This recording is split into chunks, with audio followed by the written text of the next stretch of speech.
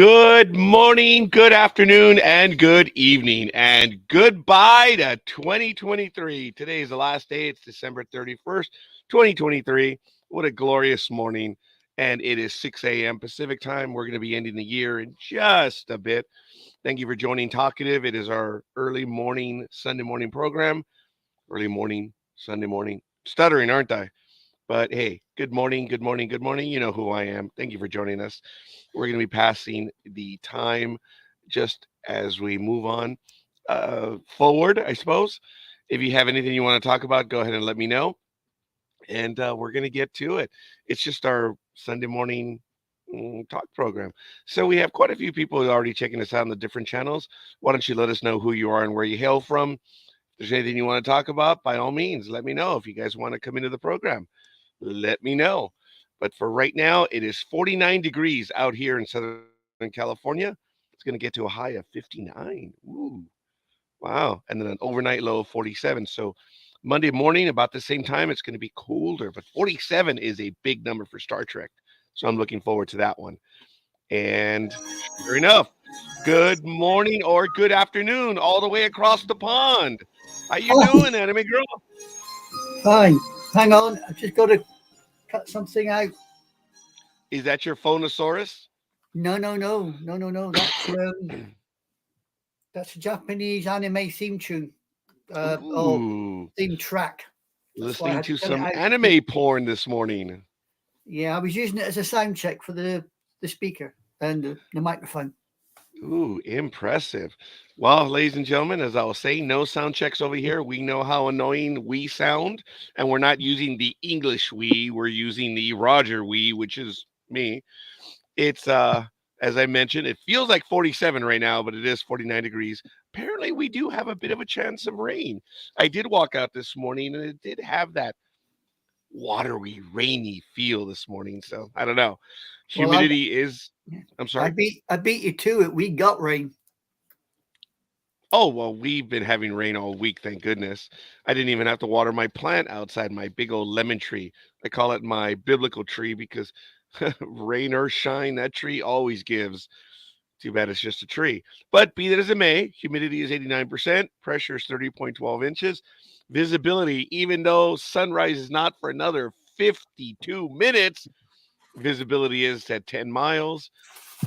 The wind is heading out of the west towards the west at 5 miles per hour. Dew point is 46 degrees. So right now, I'm just on top of the dew point. Woohoo! Yay, good for you. Hey, top of something. I'm really happy. UV index, of course, is 0 of 11. And we are in a waning gibbous as far as the moon phase.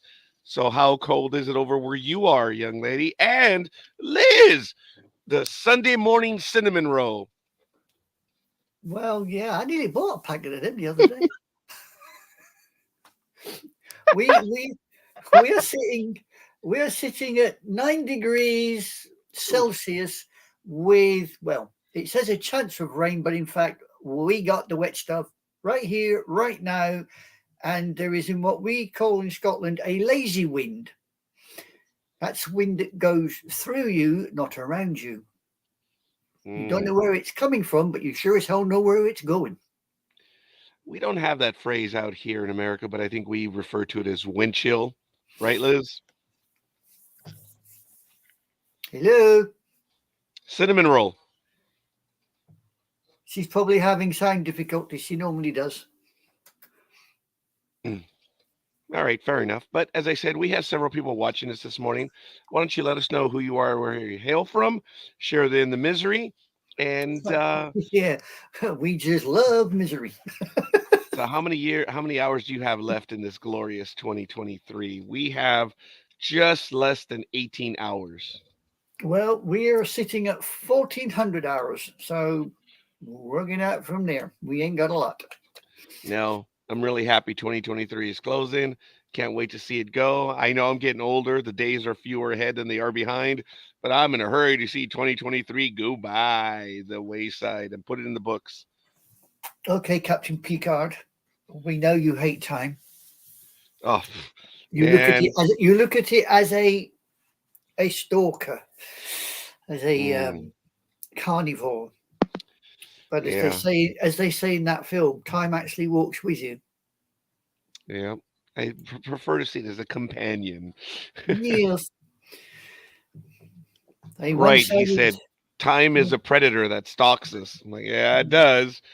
yeah. But I ever since I was 34 years of age, which was 20 years ago, I did see time as my companion.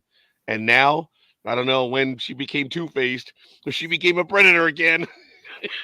Well, yeah, as you get older, you see, as you get older, you think you're not doing me any favors because, things head south. The brain decides to go for its own little wanderings. Yeah, no kidding. Bits fall off or fall Oh out, yeah. and you think, really? Sorry. Gesundheit. You think, really? Do I need all this? You get up one morning and you make that sudden movement, and it's, ow, where did that pain come from? Man, you don't even make a sudden movement and then the pain just shows up. Yeah, well, yeah, there is that too. But they say that's the joys of getting old. Plus, you see, it's technically a second childhood. Mm, Think about it. When you, as a kid, you had a stroller you grabbed hold of to have a little walk. You get older, you get another one so you can keep on walking. I didn't think about that. So Liz, are Yeah. you there? Dizzy Lizzie, Earth to Dizzy Lizzie. Lizzie? Oh my God, Dizzy Lizzie. Oh boy. Oh boy. Well, she obviously Can she's you not hear me? here. I hear you now. Yo, you're back. No, I have a new sound system for my headset, and it's supposed to As be like this evidenced top by of the what you've line been doing. JBL. Yeah. Yeah. Yeah, shut up. And no, no, no. If you guys call me Dizzy Lizzie, my entire family is going to join in with you because that's a nickname for me around here. Okay, So Diz, we we're won't call you joining the Dizzy Lizzie. family. Yes, I'm either the house elf or Dizzy Lizzie or delusional Lizzie. I just think Dizzy Lizzie. Oh my goodness, that's funny. Well, fair enough. Well, I'm glad you're back. Folks, I do apologize. I did go out with the family yesterday. We went to a local Latin fast food establishment. For a while, the owner was wanting to be the Latin version of McDonald's, the place locally in Southern California, and they're all over the place. Well, there's only about 20 or 25 locations, but when you think of the size of Southern California. But anyway, it's called King Taco. I do not have any adverts. Don't have. I'm shilling for them, but I'm not getting paid. But I went for 8 tacos yesterday. Made a pig out of myself. 4 chicken and 4 carne asada, and then I still ordered 2 additional burritos. This is the man that says he's not trying to gain weight. And I'm going to devour one of those burritos today. I apologize while we're online. You are going to end up looking like the bugging Stay Puft Man. You know this, All don't like looking like, I think I'm already there. So if I do go dark from time to time, you? Because you're oh, munching. oh, I, as I say, munching, that's very polite. I'm more like inhaling, but that's all right. Yes. Like now. Well, see, like that. Yeah. And here am I, sitting here on this screen by myself, thinking, my God, half the world's just running away thinking, no. What do you mean by yourself? I'm up here. No, just they're thinking, you got a little bloody green bloody gremlin with curlers sitting there. It's Goog. I can't say. What? I can't speak this morning. I cannot speak this morning. What? You heard me. I think her lips have decided to go opposite to her brain. That's normal. All right, Dizzy. I didn't go there. I did not go there. I will not call you Dizzy Lizzie, but just Dizzy. Oh God. Yeah. Gee, one more torment. Now here's Why a do I stupid tell you torment. guys this stuff? It's because your fault. Here's a torment. I have this this is not even one half of the burrito. It's like a third of it. But I have the salsa, which is what I absolutely love. Oh my goodness. It's green. Yes, salsa. And it has a tiny bit of a bite. Their red salsa is famous for. I asked the question, what's the point? What is the point, man? It is so hot. It's like, why? Why do you even bother to get the red? It's like, don't you want to taste the food? So, yes, this is just a tiny portion of the burrito. I do apologize. I am starving. I haven't had anything since last night. But this is a carne asada burrito. It's with beans and rice. You can have cilantro and onion added as well, and of course salsa. And I also have a few jalapenos, which that's the mistake, Liz, is having the jalapenos this early in the morning. Not necessarily. Well, You need something to jumpstart your day. All I have is food. It's the damn green bugs that the cilantro tastes like that I can't deal with. I see. You are not a fan of cilantro? God, no. I love for you. oregano, though, which is weird. I think they're from the same plant. You could have just Plant ended at variety, weird. Okay. See, you people say oregano. We say oregano. Well, once again, the colonials are the ones that won, so we'll leave it be at that. Don't go there, Mexican. I did.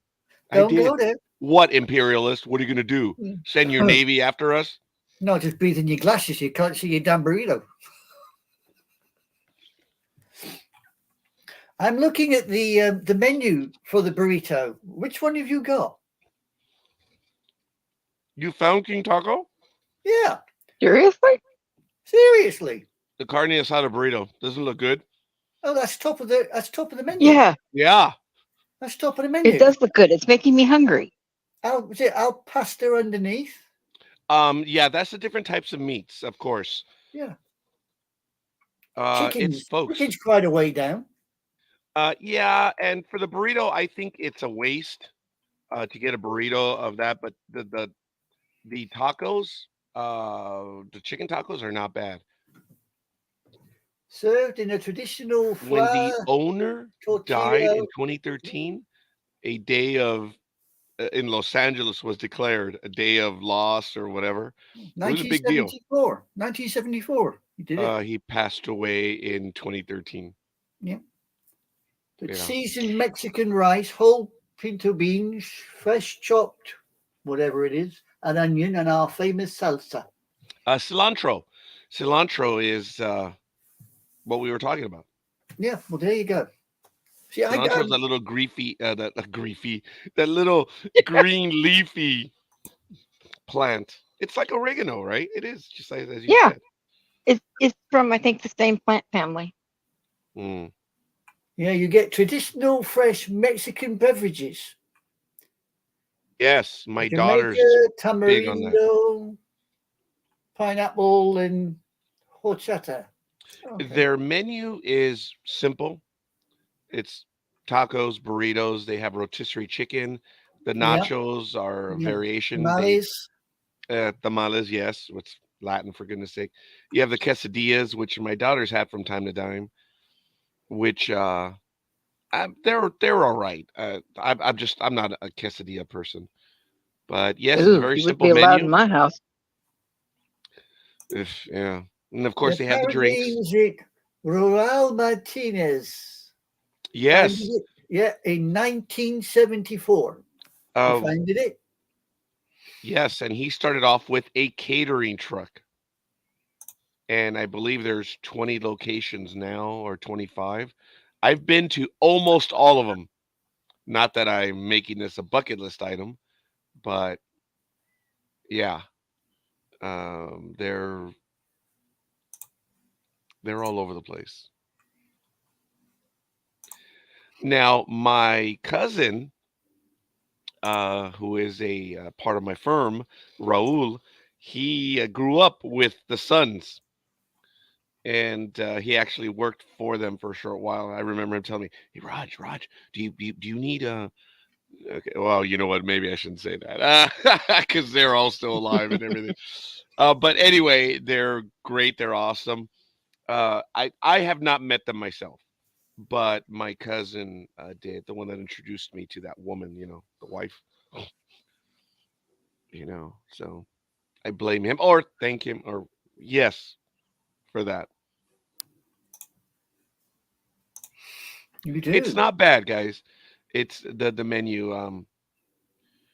And when you walk into the restaurants, even though wherever they're located, you can see every culture in the restaurant at any time that you go in. It's not a predominantly Latin clientele. Well, I've just found that there is a King Taco restaurant in Liverpool, in the UK. What if it's by the same person? Part of the franchise. It's located at 281 Pilch Lane in Liverpool.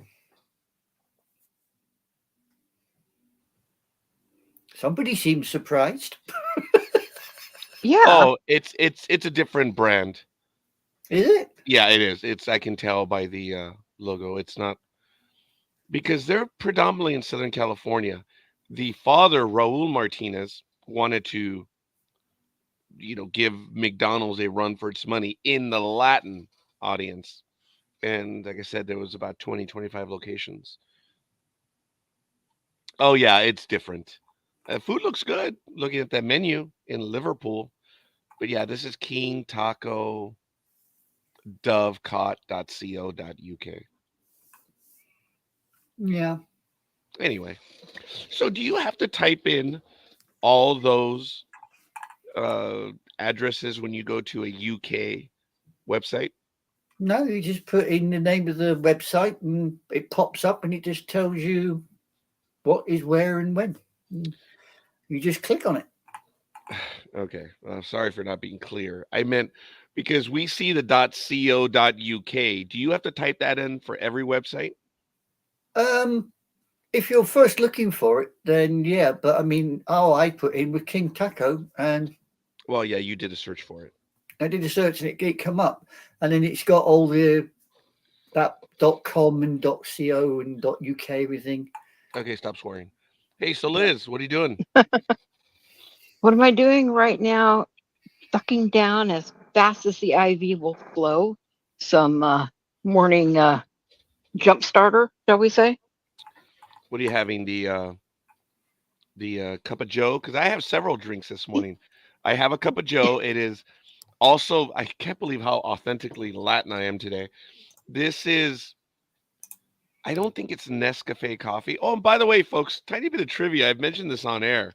In World War II, American GIs, of course, went to war, and their packets of coffee were Nescafe. I was shocked. Yeah. Yeah. Did you guys have that too? Well, we still got Nescafe somewhere. That was from Mexico originally. I was like, Yeah. wow, that was cool, man. Mexico kept everyone drugged. Caffeinated. Yeah. Why do you think the Brits got addicted to the damn stuff? Oh, that Nescafe is really good stuff in its purest form. Yeah. It is not that expensive, and it has a good taste to it. I do drink coffees from around the world, as I mentioned. One of my favorites is Javalia, and the official drink of NDB Media, which I'm all out of Javalia right now. So look, this is what I'm doing. I'm drinking water, cherry Coke, and Café de la Olla from Nescafe. Well, I am drinking this stuff. That's actually a lot healthier than this is citrus. Yeah. Punch. It's Oasis Citrus Punch. Real fruit with natural flavors. If it's made by Coca-Cola, it's probably 1% of everything. I don't know who makes it. No, it's not made by Coca-Cola. It's made in the EU, of all places. Cherry Coke, man. Yeah. Well, I guess slamming Coca-Cola. I guess, Roger, I'm the one this morning that's drinking your coffee because I've got a new one I'm trying. Yes, I've got a new one from Javalia I'm trying. Oh, what's the flavor? I don't have the package in front of me, but I think it's actually the reason I chose the tag. It's cinnamon roll cream mocha or something. Oh, I have not had that one. Fair enough. Yeah, it's a brand new one, and it's not bad. Well, there you go. See, I got the me and you for your restaurant, and Liz is drinking your coffee. So you're not as exclusive as you thought. Well, You it's like what I don't. was. You mean Kraft Heinz purchased Javalia? No way. Did they really? Because when you type in Javalia.com, it's the Kraft Heinz company. Oh, how funny. Oh, come on. Really?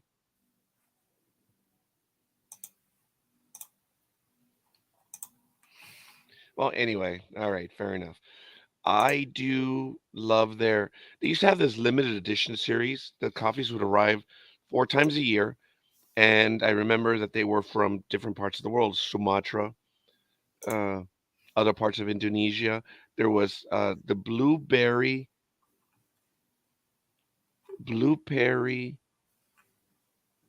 or pea berry from Costa Rica. I used to get from, oh, my favorite one was from Kenya. It was entitled Meru. Oh man, that was a rich, earthy flavor, and that's good stuff. I understand Meru is common in Kenya as the flavor, but for Javalia, oh, for the love of all that is good. Oh, I see. Roger's waxing lyrical on the coffee. Well, actually, I don't know if I had mentioned it on air or not yesterday, but I do coffees from around the world. We get a different flavor from a different part around the world every month. It's from my brain and my tongue do not work together. Um, Does he Atlas listen? Coffee. There. No, it's not that. It's a disconnect because of my medicines and stuff that I take. But they're from all over the world. We'll get it from Peru. We'll get it from everywhere. And my brother-in-law keeps saying he cannot wait till we get the monkey coffee. I'm like, that's one that Amar, I'm you can sorry, keep. what? Literally, you heard me right. The monkey coffee.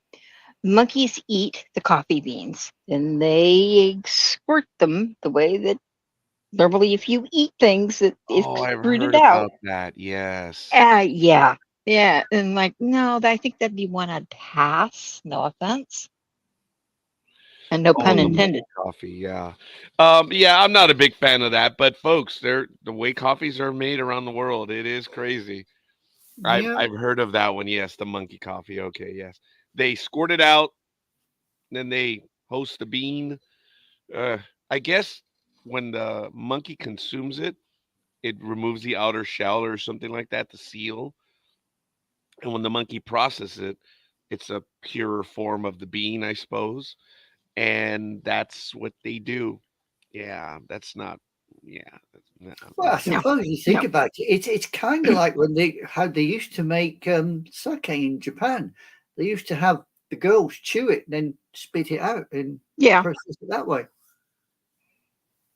actually, yeah. There's a couple other cultures that do similar things like that for some of their highly alcoholic beverages. Yeah, yeah. I mean, I think if I remember right, it's normally the is it the Shinto shrine maidens that they try and get to do it because they're supposed to be chaste women. Spit, spit. No matter if you're sucking on something or not. sorry. Yeah. Wow. If you look it up, it's referred to as poop coffee. Yeah. Now there's a bloody shock. Poop coffee. Yes. And I if you could look think. up monkey coffee, it is a rare type of coffee bean from India and Taiwan. Though it's sometimes called monkey poop coffee, the name monkey spit coffee would be more appropriate. The rhesus monkeys and Formosan rock macaws who help process the beans do not ingest them. Instead, they chew and spit them out onto the ground for people to pick up. That makes monkey coffee more pleasant to think about than so called poop coffee, which is digested by animals like the Indonesian palm civet. Though few people get to taste it, monkey coffee is supposed to produce an excellent cup of coffee to drink with the sweet, I find that hard to believe, complex taste. Like other specialty coffees, it is expensive and hard to find. I've not had it. I doubt I will, but I guess you have. No, I don't want it. They keep saying, when is that one coming? When is that one coming? Oh, I so think you if I never knew had when it. it was coming, yeah, no, I've never had it. And I'm just like, I don't think that I would accept it if it did come. Yeah, some other members of my family are like, oh, well, maybe we'll like make one cup and find out. Like, okay, you're more adventurous than I am, and I'm pretty damn adventurous. Mm. Something is wrong with the Kraft Heinz company. When you choose Javalia, it doesn't go to a Javalia page. It actually kind of does, and then resets. It goes back to the Heinz. So something's up. I guess they just purchased them. That's sad. Hmm. Disappointing. Hopefully Another their conglomerate. quality won't. Yeah, hopefully their quality won't go. Hey, look at what happened with Twinkies. Don't like them. Don't like them. Too damn sweet. I used to like them, but now it has a corporate taste to it. They're fake, huh, Liz? Very fake. They're not the same as I remember as a kid. That was racist. Eating is Hey? racist, you know. Eating is racist Oh now. my God, Oh. the silence. That was funny. I just said I was pouring some salsa on the burrito. When you said it, I just heard you say it was not the same when I was a kid. That was racist. It was not. Oh God. Who let these two loose? I mean, you know, we're supposed Sorry, to be. Liz. Just screwing with you. Far from. It had nothing to do with it. But nowadays, you say that phrase, and people are like, Oh, I know.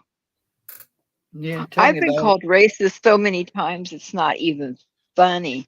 One, because I've been they look called at me racist. and they see a white woman, or they see me in support of law enforcement or in support of military, or just in general with viewpoints. And I'm like, my entire family is rainbow colored.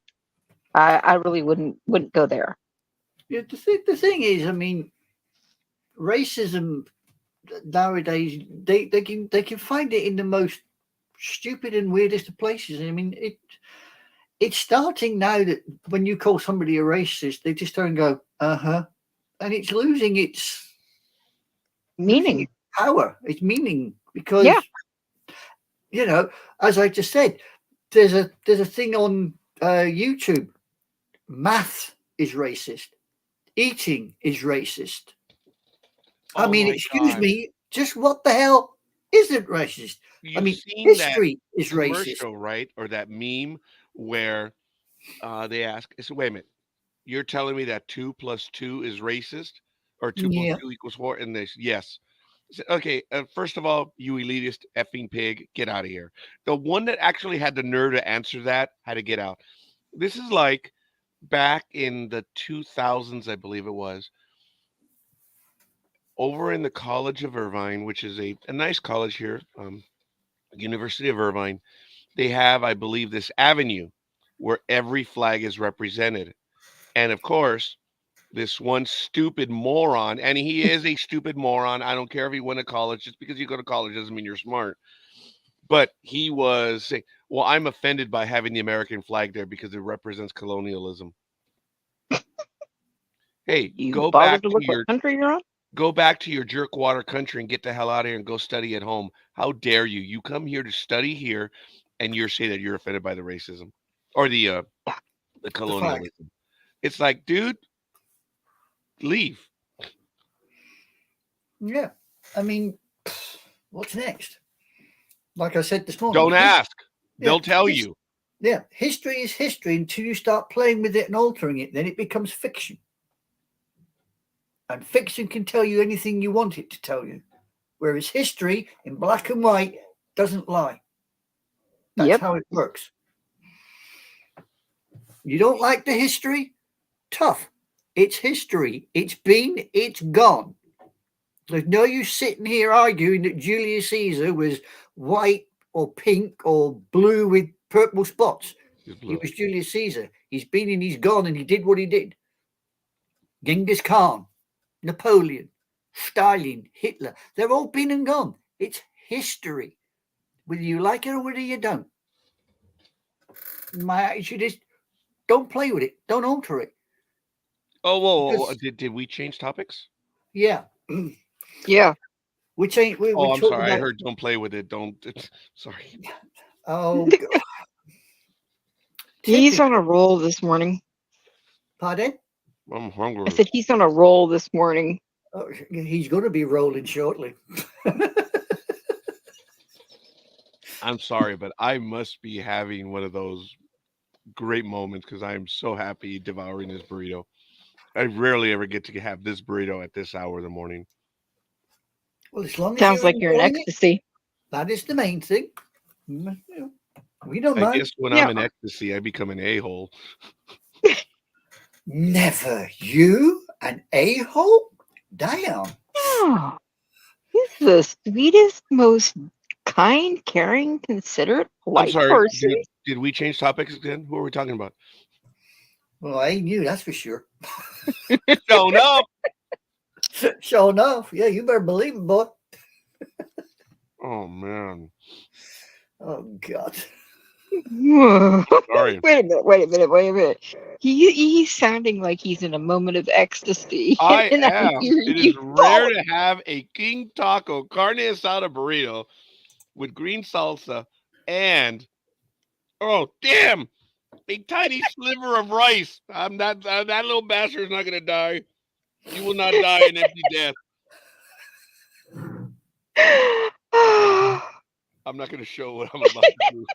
Yeah, you better not, boy. Yeah. But we all know what you're doing. I can guarantee you it did not die an empty death.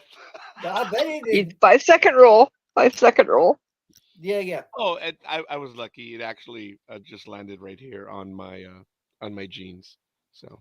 Yeah. You know what they say about toast? If it lands face down, if you get it within the first 5 seconds, you're safe. Yeah, I don't believe in the 5 second rule. I study physics and chemistry. But my if house you want to is go like ahead, the 15-minute rule. Look, I didn't. What was that? Right? Instead of my house with kids, it's like the 15-minute rule. Oh my goodness, that's funny. I'd never heard that. Yeah, when I was a kid, it was a 2 second rule. If you left chocolate or anything undefended within 2 seconds, it was gone. Oh, very good. I was looking at it the other way. That it was 2 second rule. That hand would be flying. Yeah, nope. Nope. It was a How case dare you waste food? Yeah, no, it was a case of there was chocolate or there was something there you wanted, like a cake or a sandwich. If it sat there for more than 2 seconds undefended, it was a case of mine. Let me tell you, I am proud of the fact that I'm Latin. Food does not go to waste in this household. No, we play the question of somebody get into that? Who got into that? And nobody wants to admit they got into it. There's 7 people in this house. One of you admit you got into it. That's why we blame Fred, our ghost. There's a 16% chance it wasn't that person. Yeah. I can actually remember one time when I was in the forces, we used to have, big lots of dishes come down with like pies or cakes, and they put them on the table and they go, you can all have one. So you'd sit there and look and you go, that one's mine. Yep. Guarantee you nobody took it. Oh man, I'm sorry. I might be having a food coma. These are rare. I did have a coffee coma about 2 months ago. And I had never had espresso coffee that I know of. And there was this place not far from a restaurant place that I go to. I think you people have seen when I show the picture of the huevos rancheros from El Merendero. This place was around the corner in downtown Pomona. and it's a hipster coffee shop, so I would never go there. But my seminary brother George took me there, and they had all these different types of coffee. And Liz, I had myself an espresso coffee, and they even painted it or colored it with the flower heart, Oh whatever, yeah. one of those. And Hmm. the burger was good. Again, it was a hipster place. It is not something that I would normally go to, but the hamburger was well prepared. There wasn't anything out of the ordinary. It had nice flavors. It was a juicy burger. It was good, but it's not something that I would. I mean, I'd recommend it to people. Don't get me wrong. It's not a bad burger, but anyway. So it was in the larger cups of coffee. You know how they prepare them in those deeper cups. Yeah. And when I tried it, I suppose I'd never really had an espresso. And I tried it. I was like, wow. I didn't add anything to it. No cream, no sugar, no nothing. And I tried it again. Oh man. It was yeah. Yeah, I was in ecstasy, man. I think I even took a picture of that coffee. It I don't curled your remember. toes, huh? It was just coffee, Liz. Curled something, that's for sure. Just coffee. Well, hey, a good coffee can be. Sadly, it was just coffee. Yeah. We know. It wasn't coffee with a little blue diamond pill, was it? God. Yeah, he is You know, definitely. Carry on, Liz. he's gonna reach over there and slap you from across the pond, literally. Yeah. Oh, There was the Yeah, that was burger. It was good. top view. There's the coffee. Sorry. I always take a picture of it. So this was on September 29th. We're in downtown Pomona at 9:51 a.m. I'm going to give that place a shout out. But let me tell I'm going to see if I can get a larger image of that on my phone since I now know where it is. And I'm going to choose the place on Google as well. So forgive me. I'm going to give them a friendly shout out because you know what? They don't need my assistance anyway whatsoever. But it was good. So forgive me a moment. I'm going to head there right now. I'm going to head there right now. yep. That's There's that's an a Americanism if ever Google. there was one. That is a Google line. Yes. What is?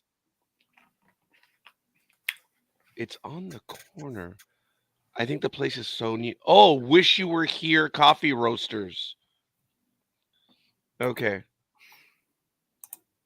Wish you were here, coffee roasters. So, folks, I'm gonna switch over to the map right here. Forgive me. I'm gonna give them a shout out. And no, I'm shilling for them, but I'm not being paid. But it is on the corner of Third Street right here and Gary. And when you see that I post the pictures of breakfast from El Merendero, that's right here. That's that place. Ah, It has an authentic feel. But wish you were here, coffee roasters. You enter from over here. It's like in an older hotel room because this is old downtown Pomona. But um, it's got that brick facades and stuff. And I think that's where I was seated right there. It's funny, but it was really good stuff. Let me tell you.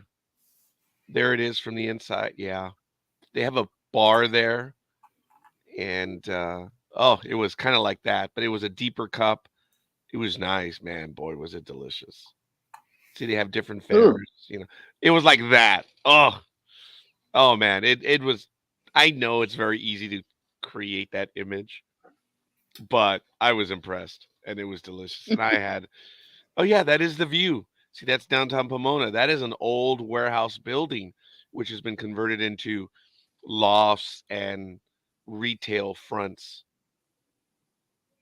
Because just a block north, you have the Transcontinental Railroad line that goes into Los Angeles, and Pomona was a major citrus stop. And if you remember the movie 1941, that's Yeah, where the Japanese secret airfields were in the alfalfa Correct. fields of Pomona. that was a crazy film. Oh my God, I love it. I love the music. Oh my God, it's absolutely gorgeous. Oh, I was thinking of the coffee right here. Sorry, but it's absolutely gorgeous. It was I know good some of stuff. I was gonna say some of the other shots they've done of their food looks absolutely divine. It's a hole in the wall. I think they're doing well for themselves, and it might be a tad pricey. Oh, and my other seminary brother makes fun of George because who Chicken the and hell buys waffles. avocado toast? And they have it right there. So you see what I mean? That tunes me out right there. Avocado toast, I'm out. It's yummy. What the hell's a Belgian waffle? A deeper set waffle. A what? All kidding aside, A deep Okay, a Belgian waffle is a deeper set waffle. It's thicker, the pockets are deeper, it's not just your normal flat waffle. look at Okay. this fair, man. It has presentation. It has colors. It looks good. Even just a regular like oatmeals and stuff. It's not bad. But anyway, that is one of them, and it's really cool. I'm gonna go to that image that I have, and I'll give you a larger view of that coffee one. Now that I know where it is in September 29th.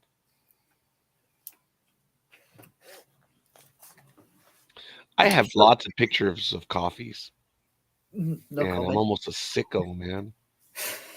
So, is everybody set up for this evening's festivities or not? What do you mean? I'm taking out the trash Tuesday morning. Yeah. I'm just watching the ball drop like we normally do. Yeah, okay. I just thought I just thought one of you two might be going, No, out in the No, town. my boogie, kids boogie. I think my kids are gonna go to a New Year's Eve party, but they party more than I do. Even Yeah, back when I was their age, they party more than I do. they party more than I do. Wow, Liz, good for you. I will never, ever, ever, ever, ever say that in my life. That is not a When word when that's in my lexicon. when they were younger for birthdays, we'd do like a 3-day birthday event. With huge sleepovers with How can like people call anywhere you from racist? 7 to 10 people. What do you mean? How can they call? You're not white. How does that? Well,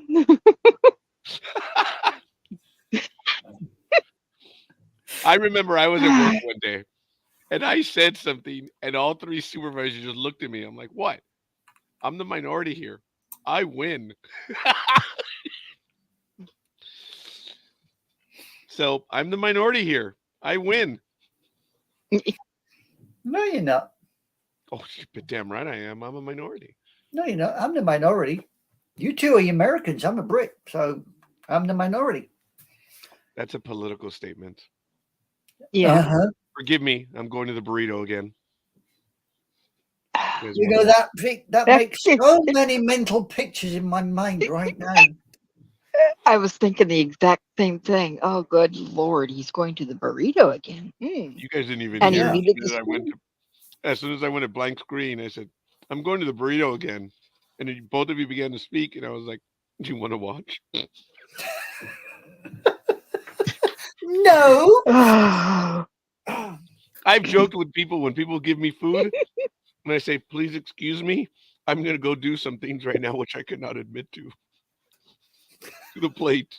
I've always joked that way about food. I said, "I'm gonna, oh my God, I'm so grateful. I'm gonna go do things right now that I don't care to talk about." Yeah. You do realize that's a criminal offence, don't you? I don't know what you're talking about. Exactly. Exactly. Oh, hey, check it out. This is the oh, the alignment is wrong. How'd that happen? The alignment shouldn't be that way. It's kind of like a off to the side. But anyway, that's from El Merendero. This is their version of huevos rancheros. So it's the egg. The egg is over here, covered in cheese. There's a piece of meat right there. This is the salsa, of course, the green salsa. And then you have rice with salt, a different flavor of salsa, and beans. And it's actually good, bit spicy, and I suppose that's what huevos rancheros are supposed to be. They're supposed to be spicy, and not bad. He's got to stop showing these pictures. I swear to God, he's making me drool. That's what he's doing it for on purpose. Yeah, he's showing me porn at this hour of the morning, and it's not a good thing. Mm. Well, you know. some Oh, of us, Aisha, what? I told my daughter's girlfriend about the dress and all, and she was like, "Oh, please let her know. Thank you, thank you." That's She okay. thought it was so sweet. That's okay. As I said, it's more a young person's form of clothing than somebody of my age, and it's like the salt and pepper pot. It's only going to sit there and not get used. So if somebody's going to use it, or somebody wants to have it, then they're more than welcome. That's how we look at it. Yeah. And Roger's I having can hear deep breathing. yeah, he's doing his Look at that! oral Look at the ecstasy. yeah, oral ecstasy once again for the Roger. Did you just say oral ecstasy? Yes, I did. Oh, okay.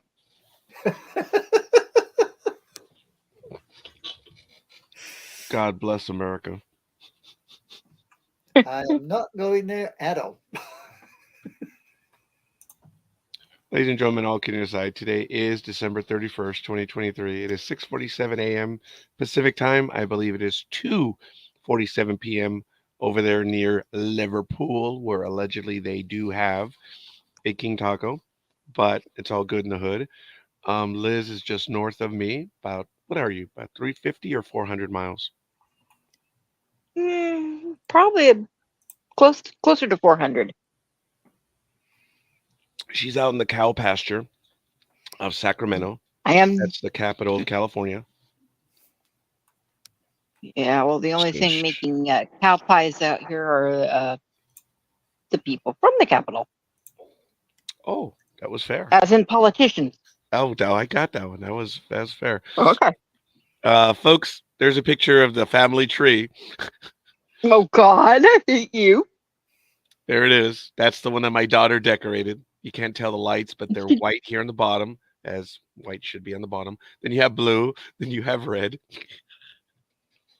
She did a really good job. She did. This is my high functioning autistic daughter. She did this, and it was good. So we actually just set it up there and we moved it to the middle of the living room because you can tell the hallway is right there and there was a bad spot. But that's where she set it up, and then we moved it to the middle, which was really kind of cool. And yeah, she did. Thank you. I appreciate that, Liz. Yeah, I'm really proud really, of really nice. that little tree. The one that I meant, that's the tree that I told you that is one of my prized possessions. That one right there. It's an artificial tree. And I did pick it up from the 99-cent store, and it's a 6.5-foot tree. So yeah, so my head comes to about right there. Yeah. No, actually about right there. And hey, do you recognize that? The dream catcher, isn't it? Yes. And then of course everyone recognizes it too. That's the Mayan calendar with Homie Claus being aggressive up in front. That was the significant other's choice. I mean, it's really nice. It's very heavy. It hangs on the wall. So the dream catcher, any Pacific tribe, or is it just a generic dream catcher? My ignorance will give you a stupid answer. So knowing that, um, that's a damn good question. I had forgotten that there are unique dream catchers. I do not pretend to know. I know she purchased it. I do not know. We Okay. do. I am 36 or 38% Mesoamerican. I am part of the tribe, but I'm predominantly European. I've joked about that. I'm not going to scare anyone or show anyone, but I am European. And people say, why? I said, well, if I'm ever at the beach and I do not have my shirt off, I am European and I am from the north. So if I'm in the Pacific Northwest, the grizzly bears are like, "What up, homie?" That's bad. I'm exaggerating, of course, but I kid. I am European. Now, Indians that are, I guess, Plains Indians or from Central America, whatever, they have not a hair on their chest. That's one of the characteristics, and that's why I'm like, oh, I'm more European than I am Indian. So that's why I joke about that, and definitely European from the north, I should say, and we do actually. I think I mentioned that um, I have a percentage of what's that terrorist group in Spain? Basque. ETA, right? Yeah, from the Basque region. From Basque, yes, I am Basque. And my family name dates back to a city in northern Spain. It's on my bucket list, to Asturias. I do have a family seal. It is the Noriega seal, and we go back to Asturias. And Well, I kind of would have neat. supposed actually with the Spanish sort of like settling most of South America and Central America, I suppose a lot of, shall we say, South Americans, Central Americans would actually have European Spanish connections. As a matter of fact, the children of such hookups, for lack of a better word, are mestizos, and I am mestizo. I have a significant portion. My grandfather, it's on my grandfather's side, on my mother. So my maternal grandfather, um, his grandfather was an Indian chief, and I remember seeing an image of him. Think of the Plains Indians for the United States of America with the headdress and everything. I had a great grandfather then that was an Indian chief in Mexico. And so I know I have that connection. My mother's mother, my maternal grandmother, she I'm actually an heir to the Corona family of Mexico. Not necessarily the beer drinking one, but one of the major uh I don't think they're the top 25, but they're like either top 25 or top 40 of most successful families in Mexico. They're the ones that control all the stuff that happens down there. But my grandmother was written out of the will, written out of the family because she married an Indian. Well, there you Wow. go. Yeah. When I go back my history, I've got on my mother's side, I've got French descendants, and if I go on to my grandfather's side, I have German descendants. Ach gut. Yeah. We have ways of Mine's making you talk, you silly American. We've just lost half the audience. Yeah, especially with that stupid arm gesture that I did. Yeah, exactly. Exactly. You do There's not this do it. comedian that I think his name is Carr, and he does a line like that where he says, "What? What? You think I'm German?" And he blocks out the light by doing that. I'm like, oh my god, dude, way to go! Only comedians can get away with it. Oh I yeah. know it is rude, and I know I shouldn't do that, folks, but Yeah, you just literally been banned in Germany now because that's a no-no in Germany. wait. I thought denial of the Holocaust is bad. That's a criminal offense, right? So A Holocaust denier. yeah, but so's making the That means most Americans would salute. be the arrested. gesture. Yeah, the gesture is also it's a criminal offense. You can get arrested for it. I wonder how many Americans get nailed for that when they're like, "Hey, look up there." Yeah. Oh, they know the difference. They know the difference. Mm. Oh my God! Stupid me was thinking. I'm like, oh, I wonder how far I could push that. I wouldn't push it too We- far over there. Because I I still did. Yeah, I mean, I know somebody that did it in the center of Hanover, and within what 2 minutes there was a little tap on the back of the shoulder, and he turned around and went, "What's your problem?" And this little German policeman stood there and said, "Du komm mit ich." And he went, "I ain't going nowhere." And he went, "Yeah." DC's not America. Ding, and off he went. That was it, you know. And he tried to make a move, and the old gun came out, and there was a click, and he just sort of went, "Okay." So I he, remember listening to an interview that one of the creators and producers of the Ark, the show that I do the Facebook page for, and he is half Jew as well. So it was kind of funny when he went. He was telling the story of when he went to do some of his programming and things in Germany. When he arrived, they were going straight to the hotel for his stuff, and he looked up and he saw like all of these swastika flags hanging off of this one hotel. And he's like started to feel really kind of uncomfortable about the whole thing. And actually had to be told, no, no, no, no, no, relax. I understand, with the history and all, but we're just filming a movie. And Oh, I can't think of you didn't hear that one, Roger? Yeah. was my reaction fake? No. Wow. I mean, I'm listening to your No. story. I'm engrossed in it. I'm like, oh my, what was going on? No, it was a Oh joke. yeah. It's well, like he looked up and he started to really feel very uncomfortable with the whole thing. And it's just like, oh no, no, no, well, relax, relax. We're just filming a movie. well, believe it or not, my old unit in Germany, if you went into the officers' mess dining room and you looked up at the ceiling, the Oh, surrounds between the ceiling and the roof met, you had like a little art crow that went all the way around. yeah, That was covered in swastikas. yeah. Look, Yeah. it doesn't. This is even in America. It's parts of the world everywhere that you can go into certain places, and the buildings were never destroyed. They were they were purchased or taken, whatever, and they were never completely cleaned out. Well, There no, are there is. places in Los Angeles that still have that thing, what you're talking about. Yeah, there's one in there used to be one in Hona. It was called the Hona Roundhouse, and it was Uh-huh. used by the British soldiers as an AFRI and various other. And as you walked in, you walked onto a wooden floor, and you thought, well, that's a bit weird because you got this bloody big building and you're walking on a wooden floor. What the hell's going on? What you didn't realise was under that wooden floor was a very large circle, Oh, and yeah. Mm-hmm. there it was. If you knew it was there, you sort of X stood there and marks the thought, spot. whoo-hoo, you know. Yeah. No, that's crazy. Look, I get that and I understand that.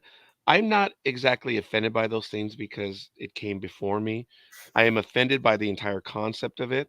I do not approve it. I do not. Yes, I'm stupid and I will do things right here, but I do study my history. I am a student of history. I learn every day, every day. Mm, And I, you know, okay, well, this is going to go into a lecturous tirade, and I don't want to do that at this point. I'm learning every day, and I uncover many, many things, and it just surprises me that, well, I'm looking to the west, so I'm looking at the Pacific Ocean. I was gonna, motion that way, but it's really over there. What happened in Europe is something that I can read about and I can learn, but I didn't live it. I don't have relatives. I have coworkers that they have very small families because they lost so many members. yeah. Yeah, You and see, Yeah. I it's have crazy. the problem that I got to look both ways for family history because yeah, I have family that fought in Europe, but my grandfather fought in the jungles of Burma.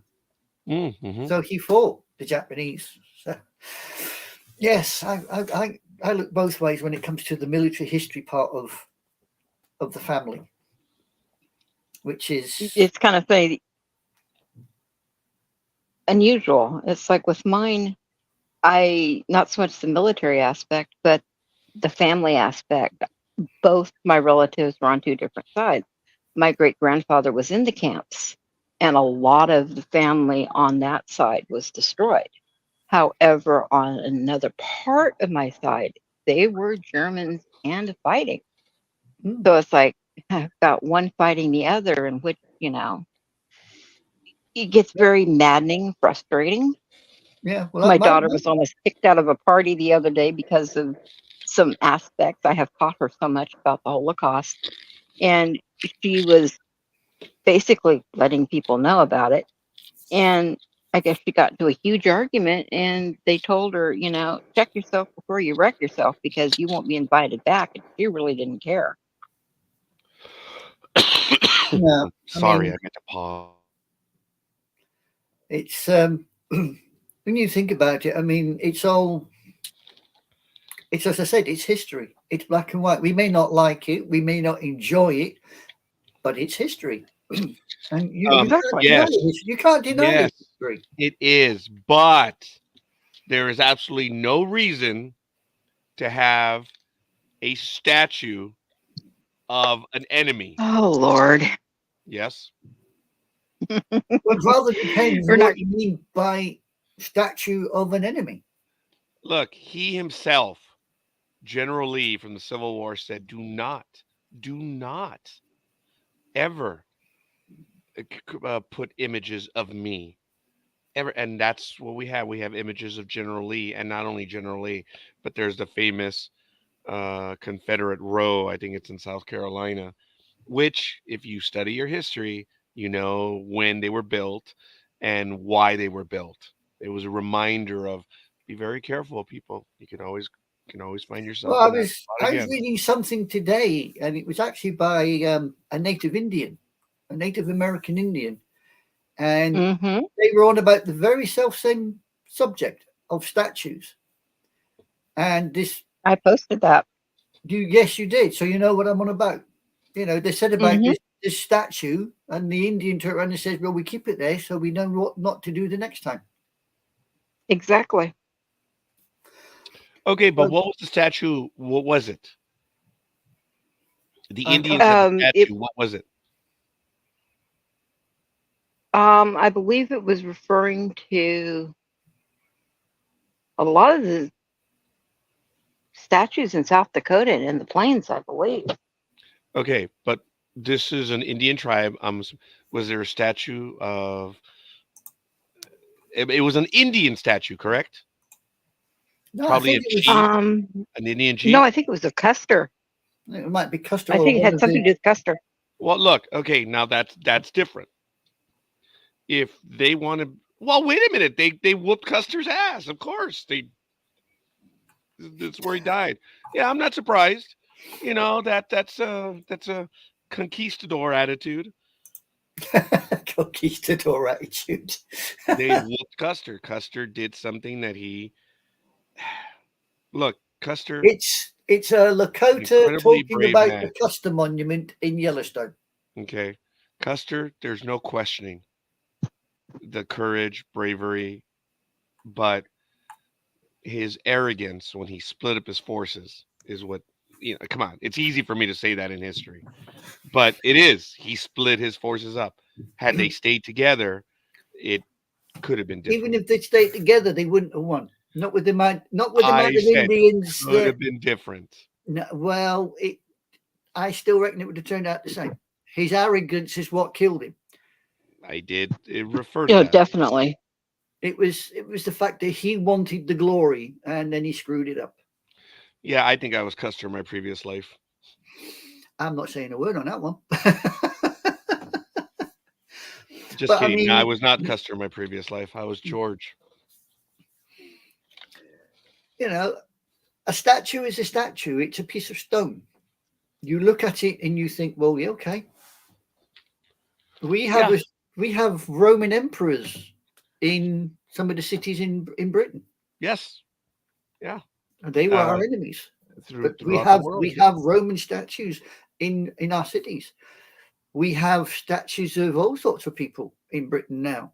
Mm-hmm. Some of which I don't agree with, but I'm not going to stand there and say tear the damn things down because no, why should I? Those are ruins of a culture that's long since dead. And when it comes to it, there's absolutely no reason why you should honor your enemy. There's absolutely no reason why you should honor your look. Rome conquered that part of the town. That was their city. Those are ruins. That's different. When you create images of those that subjugated and the survivors of those losers put up these statues, bullshit. That's bullshit. There's no place for that anywhere. None whatsoever. I Well, lost my mind 20 years ago when there was a school in Huntington Beach, California, in Orange County, that was named after a general. This is 20, 30 years ago. I lost my shit. Like, what general? it was General Lee, if I'm not mistaken. And I was like, why the hell did we name a school after a traitor? So what would you do if they named a school after one of the conquistadors? You know what? I love the name of Fernangeles Elementary School because that's the street name that the school is on. The school that I went to was called Saybrook Park because that was a street, Saybrook. I'm lucky. I get to throw that stone. Now, as far as the conquistadors, there are many. Unfortunately, there's Columbus, there's Amerigo, Vespucci. There are many streets that are named after them. Yeah, I don't live on those streets. but they're basically they're conquerors. They're people that subjugated other people. You're right. Shouldn't Yep. be there. Shouldn't be there. But you've got to remember your history, good or bad. Yeah. Exactly. And that's one Well, way of making sure people will remember. I mean, we wrote oh about my this yesterday. God. Oh, come on. The history is next to home ec. That's the class that they don't want to take. Well, see, I was the exact opposite. History and geography was two of my favorite subjects. As is mine. But to the masses, to the American dumbasses, because the vast majority of Americans, when it comes to history, are not ignorant. They're stupid. Stupid. And Well, these are my kin. These are my fellow American citizens and residents. They are stupid when it comes to history. It's sad. They are stupid. And let me say one more time, stupid. I know they're really dumb when it comes to geography. You ask them where a certain Oh my country is, and they Oh, completely blow it out the water. I mean, I just cannot believe somebody And asked they them. revel in their stupidity. Yeah, I mean, there was a guy on They say YouTube. ignorance is bliss. Yeah, I mean, he was in Times Square, Bastard. and he oh stopped this yeah. Oh my God. girl, and he said, "Is Japan an island?" And she went, "No, Uh-huh. it's part of Korea." And I thought, Okay, I'll give her "Say what?" 10%. Uh, I'll give her 10% on that one for historical correlation. Well, yeah, That's about it. I'll give her that's 10%. about all you get. I mean, Yeah. you know, That's I mean, creative. it's like, yeah. That. Japan is, think about it. That might actually be yeah, there's I a mean, historical correlation. it's But like the that's it. two kids. It's like the two kids I heard arguing at a bus stop about when the Second World War started in Britain. Okay. That's the best one I ever heard. What was the argument? Well, one kid was chirping on about the fact that the war didn't start till 1941. And the other No. kid was moaning like hell, saying, "No, it didn't. It started before then." And All I would have said was, there was a particular speech. Actually, there were two speeches, two significant historical pieces of oratory glory. Actually, okay, maybe one was not oratory glory. It was we gotta fight him speech. yeah, But folks, and I'm way off target. I'm sorry, anime girl, but I've got to get this on before I forget. If you want oratory glory, it is just after September of 1940 when he says, "Never in the history of mankind have so many owed so much to so few." yeah, And I'm paraphrasing. That's not it. There's a little bit more to it, oh yeah, but he got it right. My God, yeah. never in the history of mankind have so And many yet owed he's so now much. being vilified. Yes. Oh my God. Thank God I'm not in that conversation. Yeah, he's been vilified because of his past history. Yeah, but go back to the World War II thing on when they think it is.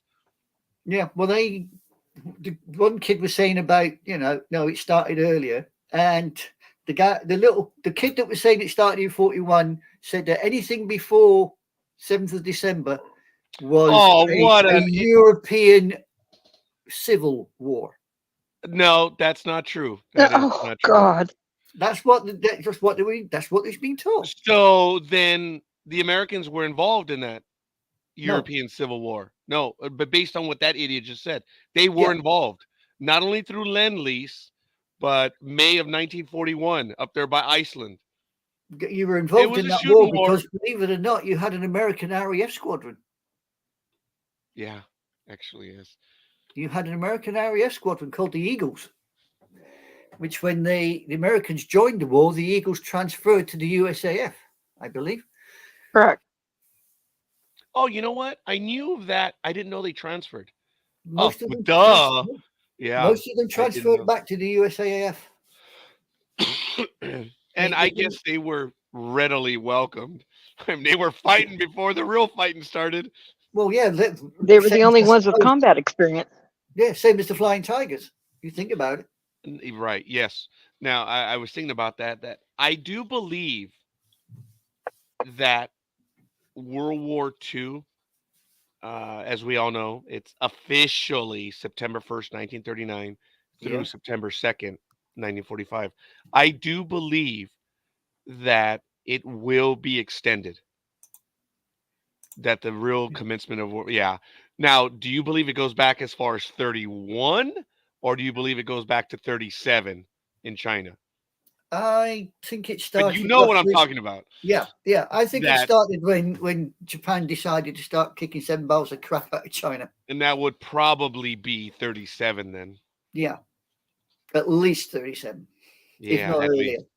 I don't know if I'm going to see that, but I believe my progeny will eventually understand that World War II was longer than 39 through 45. Well, see, some people say it didn't finish in 45. There are some people who pursue the belief that in lots of places it didn't finish till about 47 to 49. I agree. And if you go by that, then we're still in World War II. And you know why. In certain locations. Yeah. Japan and Russia have not made peace yet. Exactly. So. No, they still want that island back.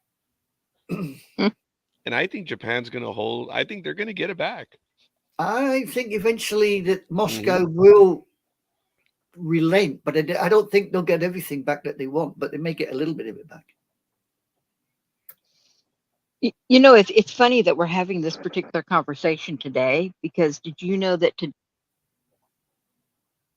Oh, damn it, Liz, your mic went out. Oh, man. Lord, how to keep 2 idiots in suspense. Just shut up like that. You know, poof. We're all, what? Say what? Liz, we don't hear you, Liz. Your mic went out. Liz. Or your voice. Liz. I don't know which. Oh, by the way, that burrito, as delicious as it was, and I had, forgive me, folks, it was obvious I had a good time with that burrito. Oh, it is a little heavy at 6 in the morning. Well, maybe 7. For God's sake, it was big, huh? I mean, you saw it. I saw on the me and you. The me and you. You look at the size. It's the me and you. Very good. I like that. The me and you. Yeah, the menu. They're big. That's the reason why I still order those burritos, and they're good. But I order 2 burritos plus like 4 tacos, and this time I went with 8 tacos, and I still have another burrito for later today. Man, oh man, what are you trying to do? Stay Puft Marshmallow Man. Yeah, you better believe That's all I'm gonna have today, though. Well, I've done my stew, and it's done at Mother's now. Oh, good for you. Did a nice big turkey. Yeah, Liz, you back yet? No, she gone. So there's something happening over there in Japan about today. I think it's Japan. We were on about Japan, weren't we? Yeah. I think so. On December. Or is it Liz? Korea? Liz? Probably. Shut your computer down and Liz, is that you? Earth to Liz. Okay, well, maybe she'll join. You may have to restart your computer, woman. She ain't got a computer. She's got a, I think it's No, a phone. There, She's you're back, Liz. no, it's not that. It's this damn brand new headset that I spent $300 on, and it Holy is shit. crap. Okay, Holy well, what Freaking was crap is keeping two older folk, Hey, hey, hey, hey, waiting hey! on I'm your only a words. month. I'm only a month younger than you, or older than you. Yeah, well, you got two idiots in suspense here with what you Yes, were there it is. saying. All right. So what was it that you were missing? It's what you were going to say, woman. You were going We to were say, saying Oh, December I, 31st. okay. I was going to say, oddly enough, because we were discussing World War II, today, in 1946, actually, Truman officially declared the end of hostilities in World War II, which was kind of funny because we were discussing World War II and then with today. Really, today, huh? On 1946? Yep. well, there you go. I didn't know that. Wow.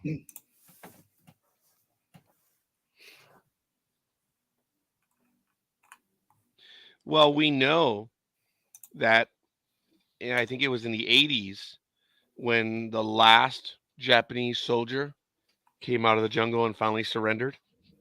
I think You that can was believe more it. like that. There was one in the 70s and there was another one in the early 80s. Yeah. Yeah, I We can think do a you're right. search for that. Last Japanese soldier to surrender. Wow. I didn't even finish 29 years. Oh wait, Japanese soldier who fought for 29 years after World War II dies. He finally on the 18th of December 1974, Lieutenant Hiro Onoda or Onoda, sorry. He was the second to last Japanese soldier to Yeah. surrender. The last guy was Toshiro Nakamura. When did he He was discovered in 1974. Oh, so the same year then. Yeah, no, he was discovered in 74. Oh. Huh. But let's have a look. Yeah, I know that picture of that guy. Yes. Yeah. Can you Oh no, that's imagine Onoda. believing That's no. 18th of December, 1974. But he didn't believe the war had finished. Yeah. Yeah. He And he enlisted in kept hearing the 43. planes. Yeah, I was going to say he kept hearing the planes, if I remember correctly, going over and more of the air travel that had, developed since then. And he was just thinking it was more of a buildup to different actions that were going on. Yeah.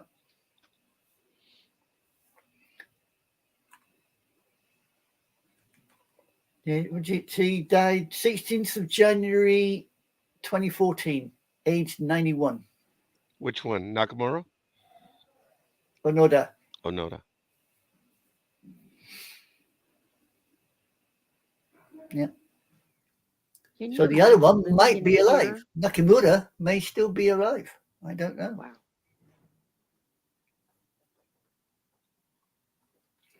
29 years hiding in the Philippines. Yeah. I mean, damn. That's one pissed off guy. Or both of them. Yeah.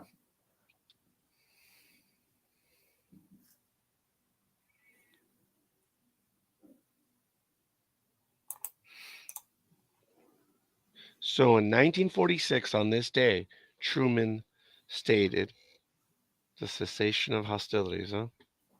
Yep. Oh.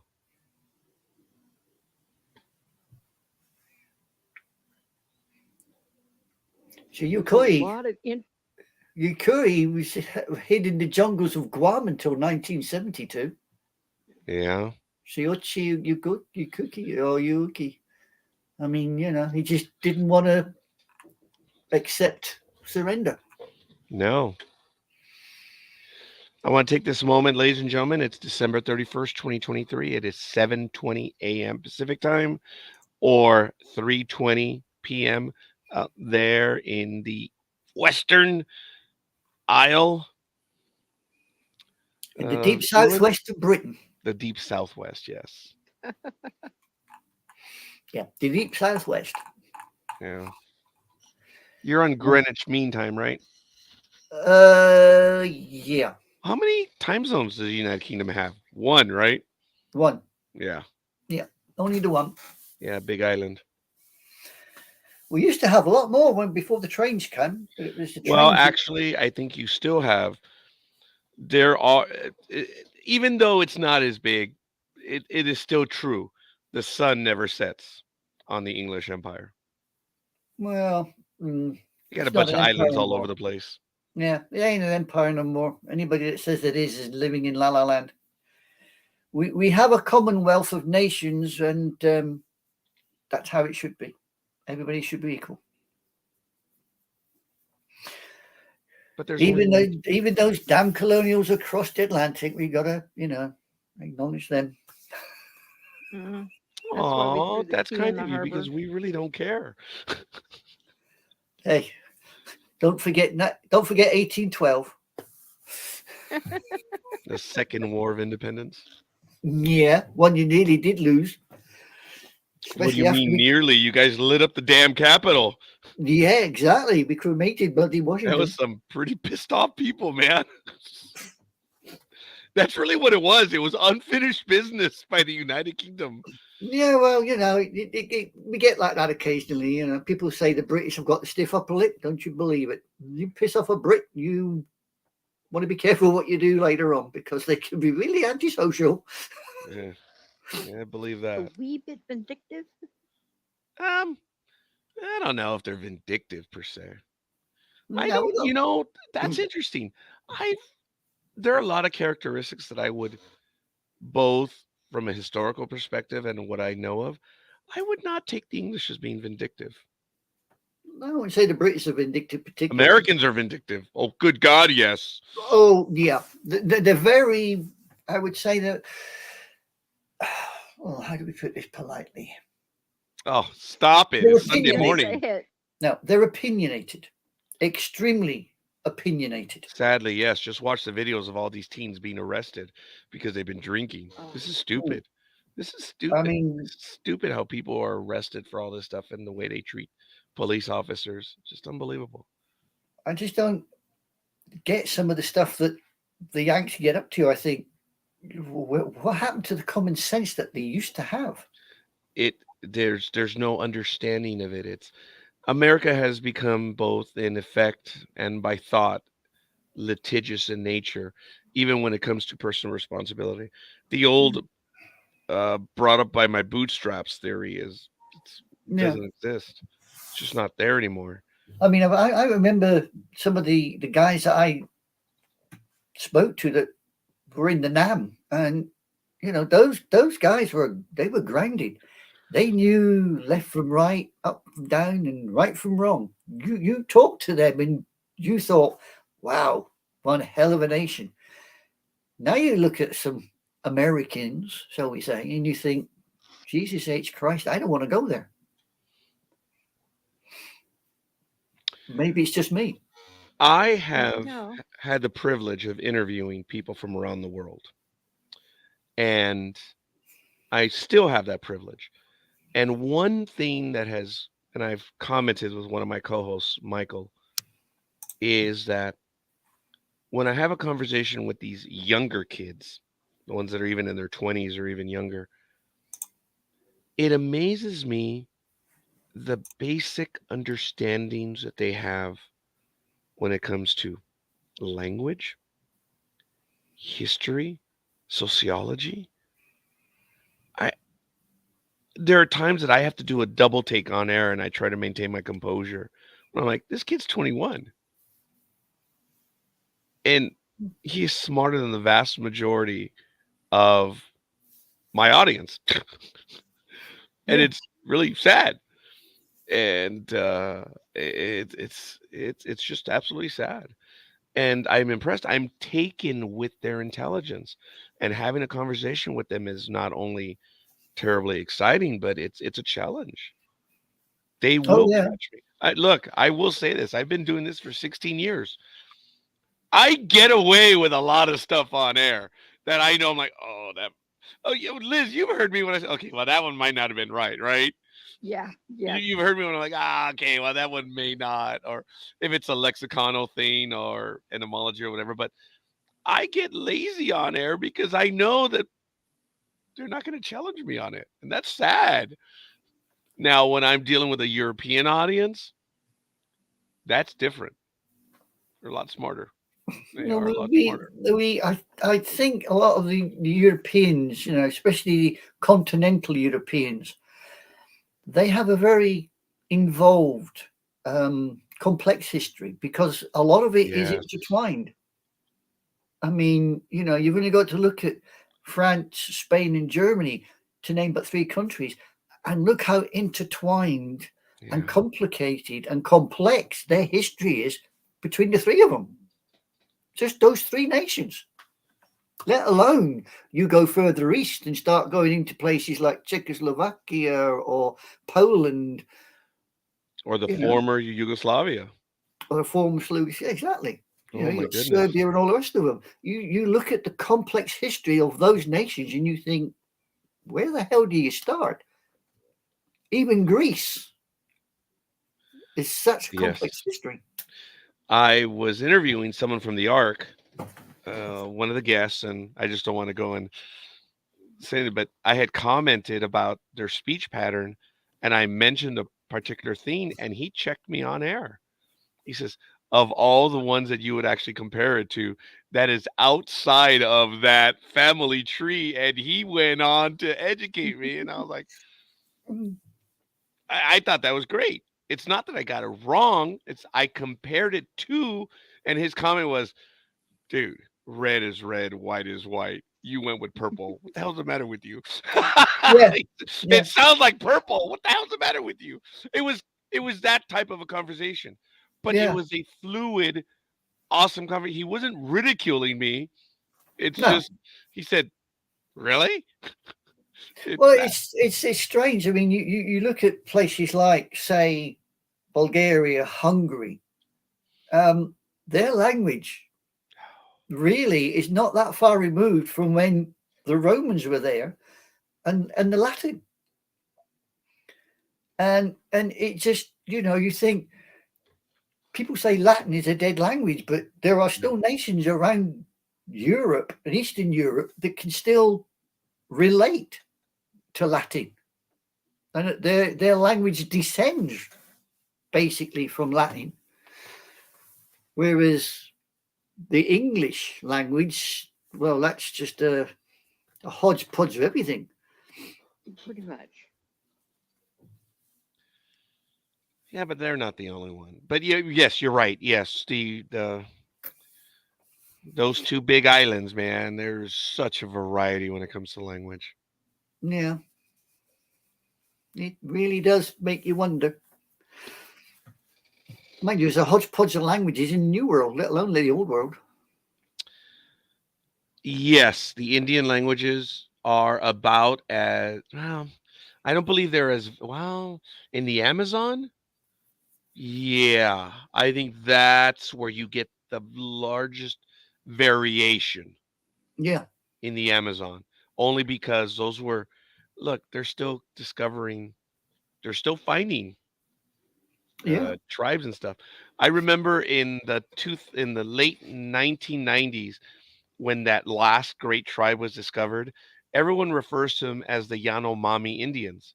Well, in the Latin world, they had a different name, and they had a different name for in scholarly fields. They had it for 3 years, and when it went public, it changed in 3 days. You guys know what the name of the tribe was, right? no, I'm trying to think of it. I know the tribe They're you're talking known as about. the Yanomami Indians now, but for the Latin world, forgive me for what I'm about to say, but their original name was the Yanomamo Indians. So for those of you that know Spanish, ya no mamo. Ya literally doesn't mean ya in German. It no. means, it's I no longer suck.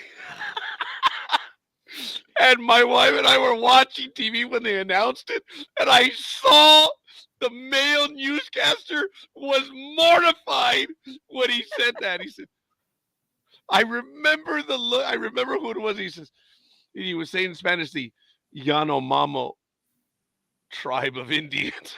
It was live, recorded, everything. And I was like,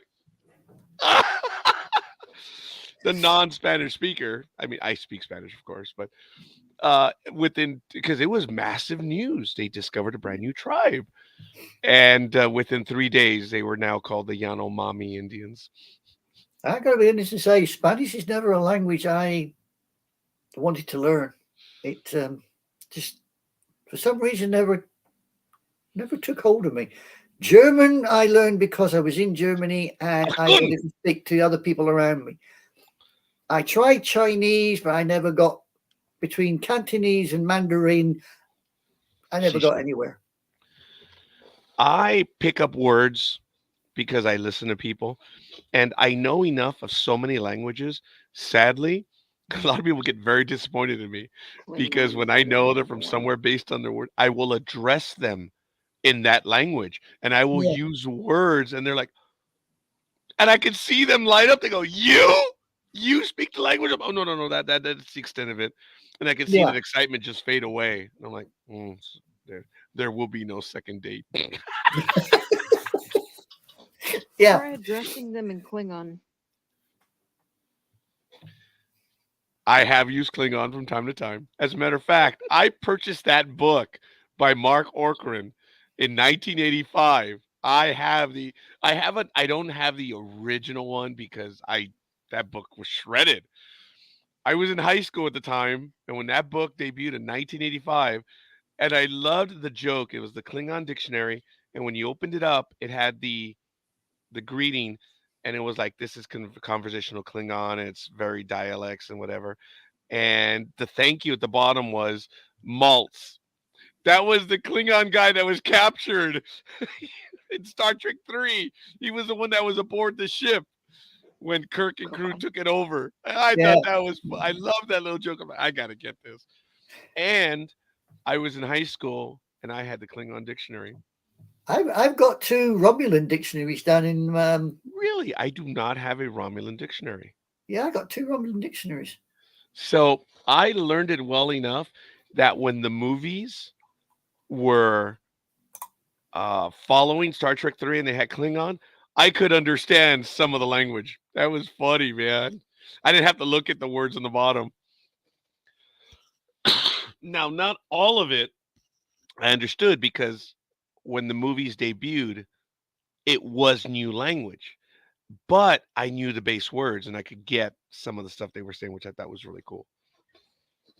Actually, what's really cool is, can you actually truly believe in our society there was a whole other actual language that multiple people from a specific culture, Star Trek world, actually created their own language and all understand? It's almost like it was a whole new discovered peoples. Oh, wow. Rihansu, wow. Now, wait a minute. Were you talking about Klingon right there, Liz? Yeah. Do you know that Klingon is the fastest growing language in the world? I have heard that. A bit like being Jedi is the fastest growing religion. Yeah. It is. The amount of people over here that don't classify themselves as Jedi as a religion. Fair enough.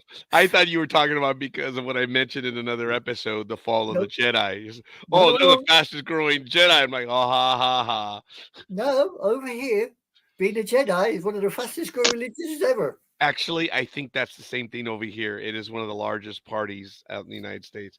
I don't know about religion. There's actually a seminary somewhere, right, Liz? Something like that. Yeah, there's something about Jedi here in the United States. There are books about the Jedi, and I've looked at them like, oh my God, this is Klingon, and Starfleet operation manuals on steroids. Yeah. Makes you wonder. All Well, these people. I have attended, uh, you know, Star Trek services. All power to the engines. Oh God. You're not careful. I'm gonna beam some tribbles over there. I already have two of them. Where are they? I think they're right. Wait. Oh, there they are. Yeah, they're right above the radio. There. Oh, move your head, stupid.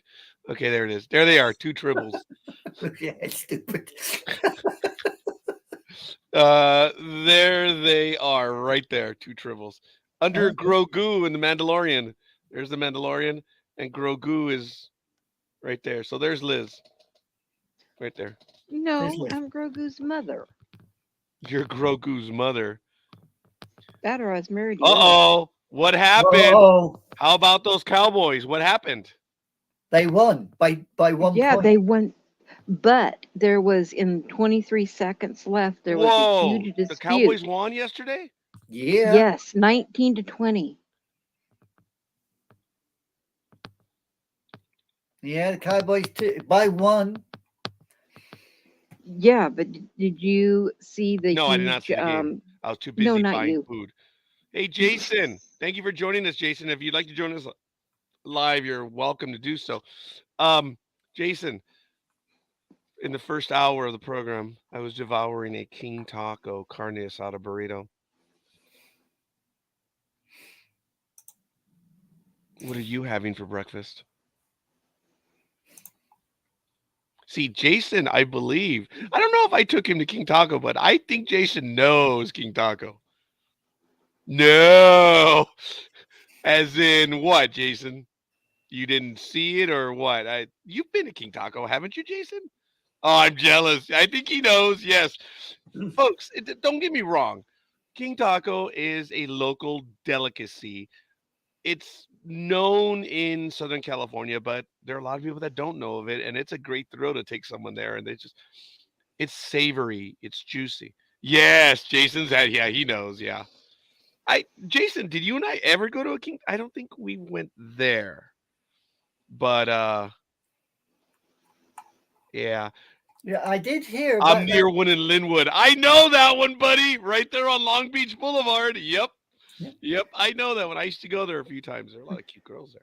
I did hear that there was some discussion about that Lions Cowboys game that somebody reckons the Lions actually won it. Yeah, it was a 2-point dispute, and Yeah. the reason being is, who was it? Said that they hadn't actually been declared to be playing, and he put his hands on the ball. So what Yeah. happened then? I heard the discussion on that one because they kept showing you pictures of the guy trying to push the ball over the line, but he gets knocked out, and they're not sure if it crosses or it doesn't cross. And yeah, bad calls Yeah. again. Bad calls again. You see. So I guess But the whole everyone got the Lions. Wow. So Everyone everybody got the was in for Cowboys. the Lions. The only ones that went for the Lions were scorekeeper Big Dog and Color Maven. Oh, there you go. I know I'm sitting on 2 for 2 at the moment. Because I guess I'm 1-1 this week so far. I got the baby shits and then I got the Cowboys. Illegal touch. I did not see that. Wow, that's yeah, Yeah. Okay. I sure know they disputed it for a good amount of time. It was the last 23 seconds, something like that. Something weird and wonderful that way. I remember I picked it up last night. I thought, bloody Nora, what's going on there? Oh, I was holding my breath. It's like, Yeah, well, like I said, they please got to pick it up. don't. Cowboys have got to pick it up because they're going to keep playing like that. They're going to get their asses handed to them on a plate. Well, look, you I know. heard what I said yesterday. Look, I love cheering for the Cowboys. I don't dislike them. I grew up with my buddy Arturo, who was a massive Cowboys fan. I used to cheer for the Cowboys. I just think it's a lot more fun cheering against them. But I don't have an issue against Cowboys. When we hear the other hosts saying that I hate this team, I don't have that. There is one body of people that I do not like, and those are Cincinnati Reds fans. if you want to see a psycho bunch of people, if you are feeling depressed, if you are feeling down, ladies and gentlemen, if you're in a dark moment, all you have to do is go find a Cincinnati Reds fan base and your life will be better for it. Because you will realize what lost and moronic and ignorant and sad is. If you want to better yourself, just visit a Cincinnati fan base. It's sad. The world that they live in, it's not a world that I want to live in. Well, that's Yes, Liz? Are you a I former haven't. Cincinnati Reds fan? Yes, Oh my but not. God! No way! But Cut it out! Are you really? no. Yeah, but not for like the last 30 years. So you're Oh safe. my God! Liz, I had no idea. But why do you think the big dog tries to get under my skin when he's talking about the baseball scores and he'll give the scores and he says, "Oh, and scorekeeper's second favorite team." And who does he say? The Cincinnati The Reds. Reds. And I'm just like, dude, you're not as funny as you think you are. And I swear to God, I will see you in person one day again.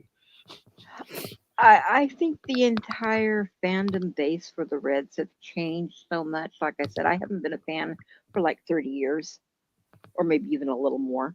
So I think a lot has changed. So it means they're more sophisticated or just as Mm. delusional.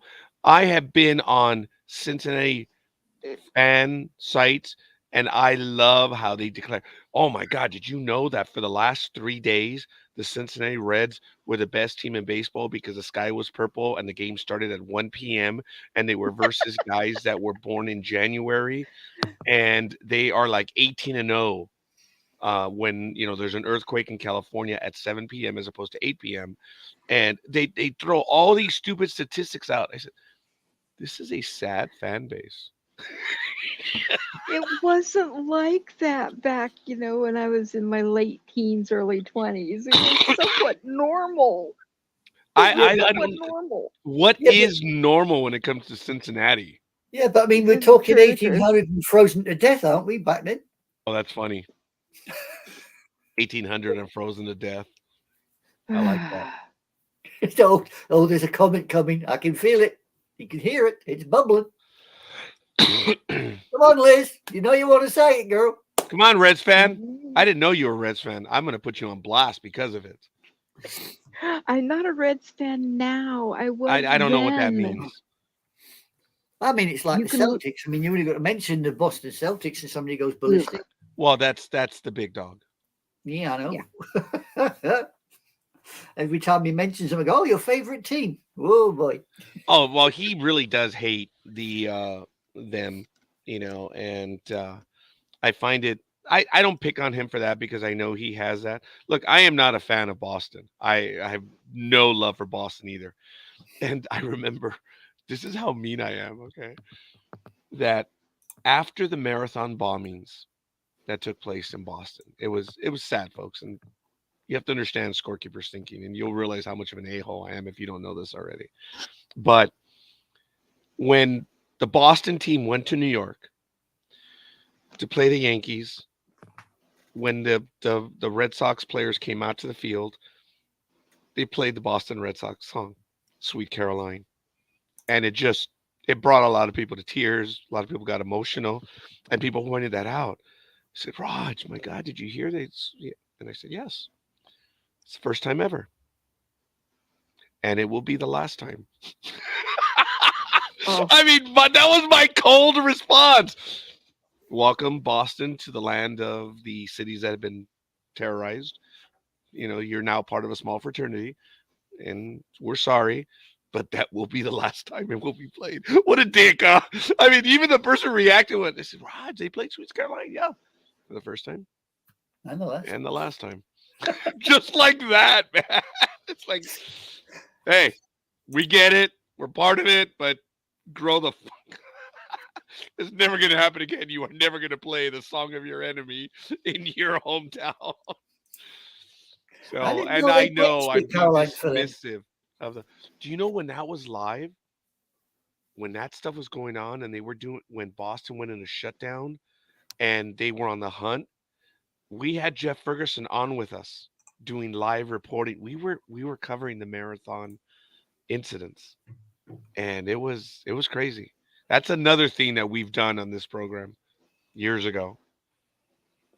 I'm Jay. I'm going over to the Instagram thing right now. I'm gonna.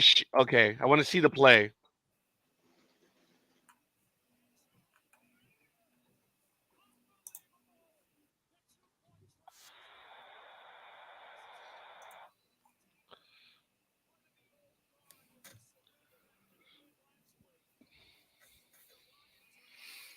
They're up by one. Yes.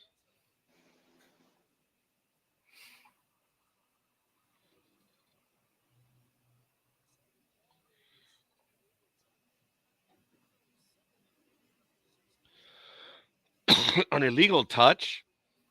Yeah.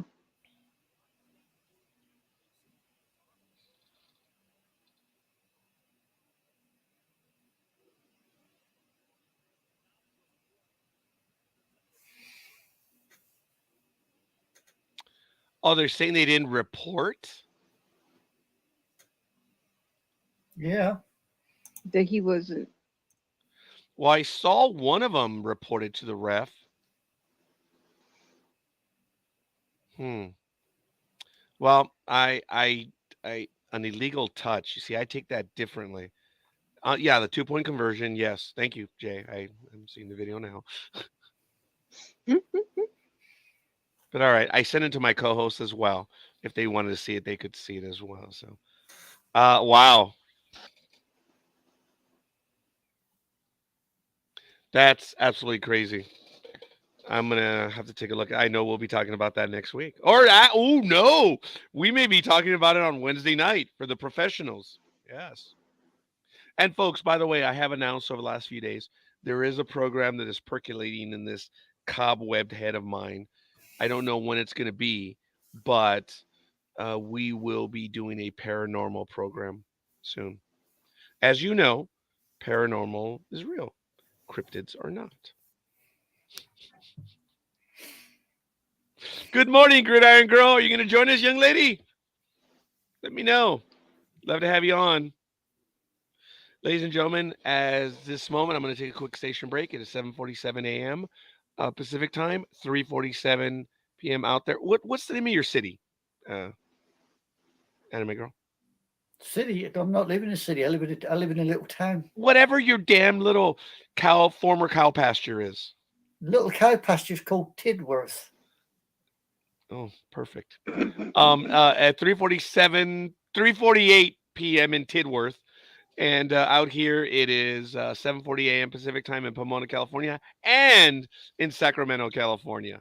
So absolutely awesome. Yeah. For the co-hosts who are with us, sorry about that, Anime Girl.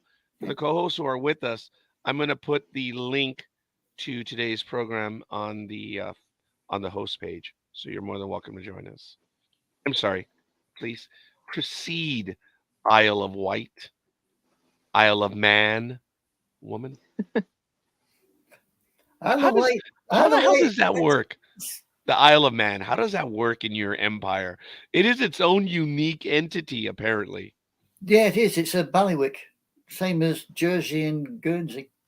So, please describe what that means to us, because in the United States of America, the only thing that we have out of the ordinary is that certain states refer to municipal incorporation differently. That's the word in the United States, the incorporation of an entity. So the only thing that we really have outside of the norm is the federal district, which is DC, and the Indian nations. That's the only thing outside of the ordinary in the continental United States. Then we have the territories. Then you have incorporated territories such as Puerto Rico and the Mariana Islands and all that. And then you have unincorporated territories. How does it operate? What is Isle of Man? Yeah, a bailiwick is basically means it is a big word, Jay. Yeah, it's under the jurisdiction of a bailiff. We have, like crime dependencies But we two bailiwicks that we have that I know of is Jersey and the Isle of Man. What about the City of London? That's exactly what it is. It's the City of London. It is But the it's City its of own London. It's not a bailiwick. entity, man. No, you see, it's French. Don't forget, it's French. The word itself is of French origin. So the Isle of Man can print its own money, Yeah, that's why it's like, what and it has its own little parliament. Although it's subservient to Westminster, it has its own parliament. The Channel Islands are the same. Guernsey and Jersey have their own little parliaments, but they are subservient to the crown. They are crown dependencies. Yes, crown dependencies. Okay, I got that. I've heard that before. Yes. Yeah. So it's, I suppose in lots of ways see, Scotland can print its own money, but it's not a bailiwick because it's not under the jurisdiction of a bailiff. Neither is Wales.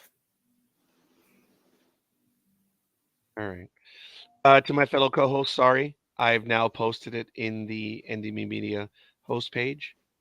So I think Gridiron Girl's in there, isn't she? Think so. I think she is. I mean, it's how Okay. it works. Is she in there? I know she was. She used to be. Oh, okay. Well, then if she was, then that's the. So I know Jay's in there. I don't know how the hell Tony got in there.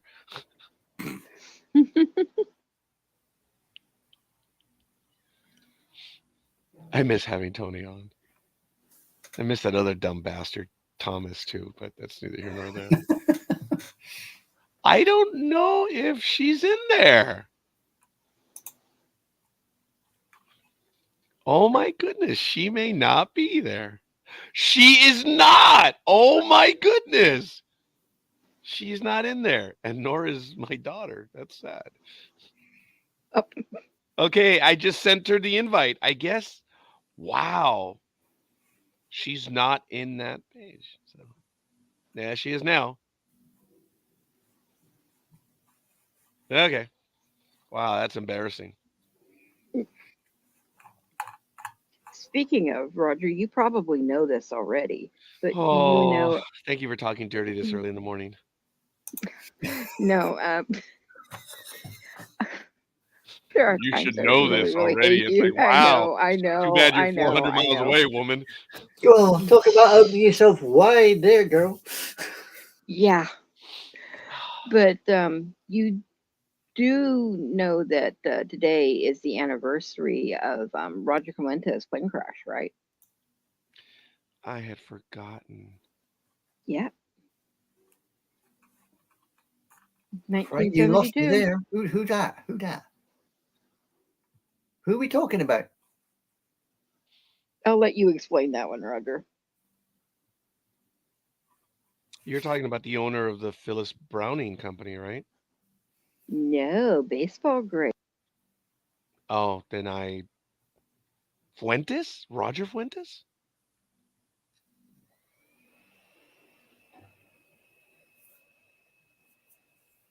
The baseball player Roger Fuentes today? You may have me at a disadvantage. I thought you were talking about that owner of that company. You may have me at a disadvantage. You've done it, Liz. You've bamboozled him. I think she's gone again. That Are you gone again? Yeah, that $300 headset's gone and gone. You're gone again. I think you're going to be gone, girl, from this point forward.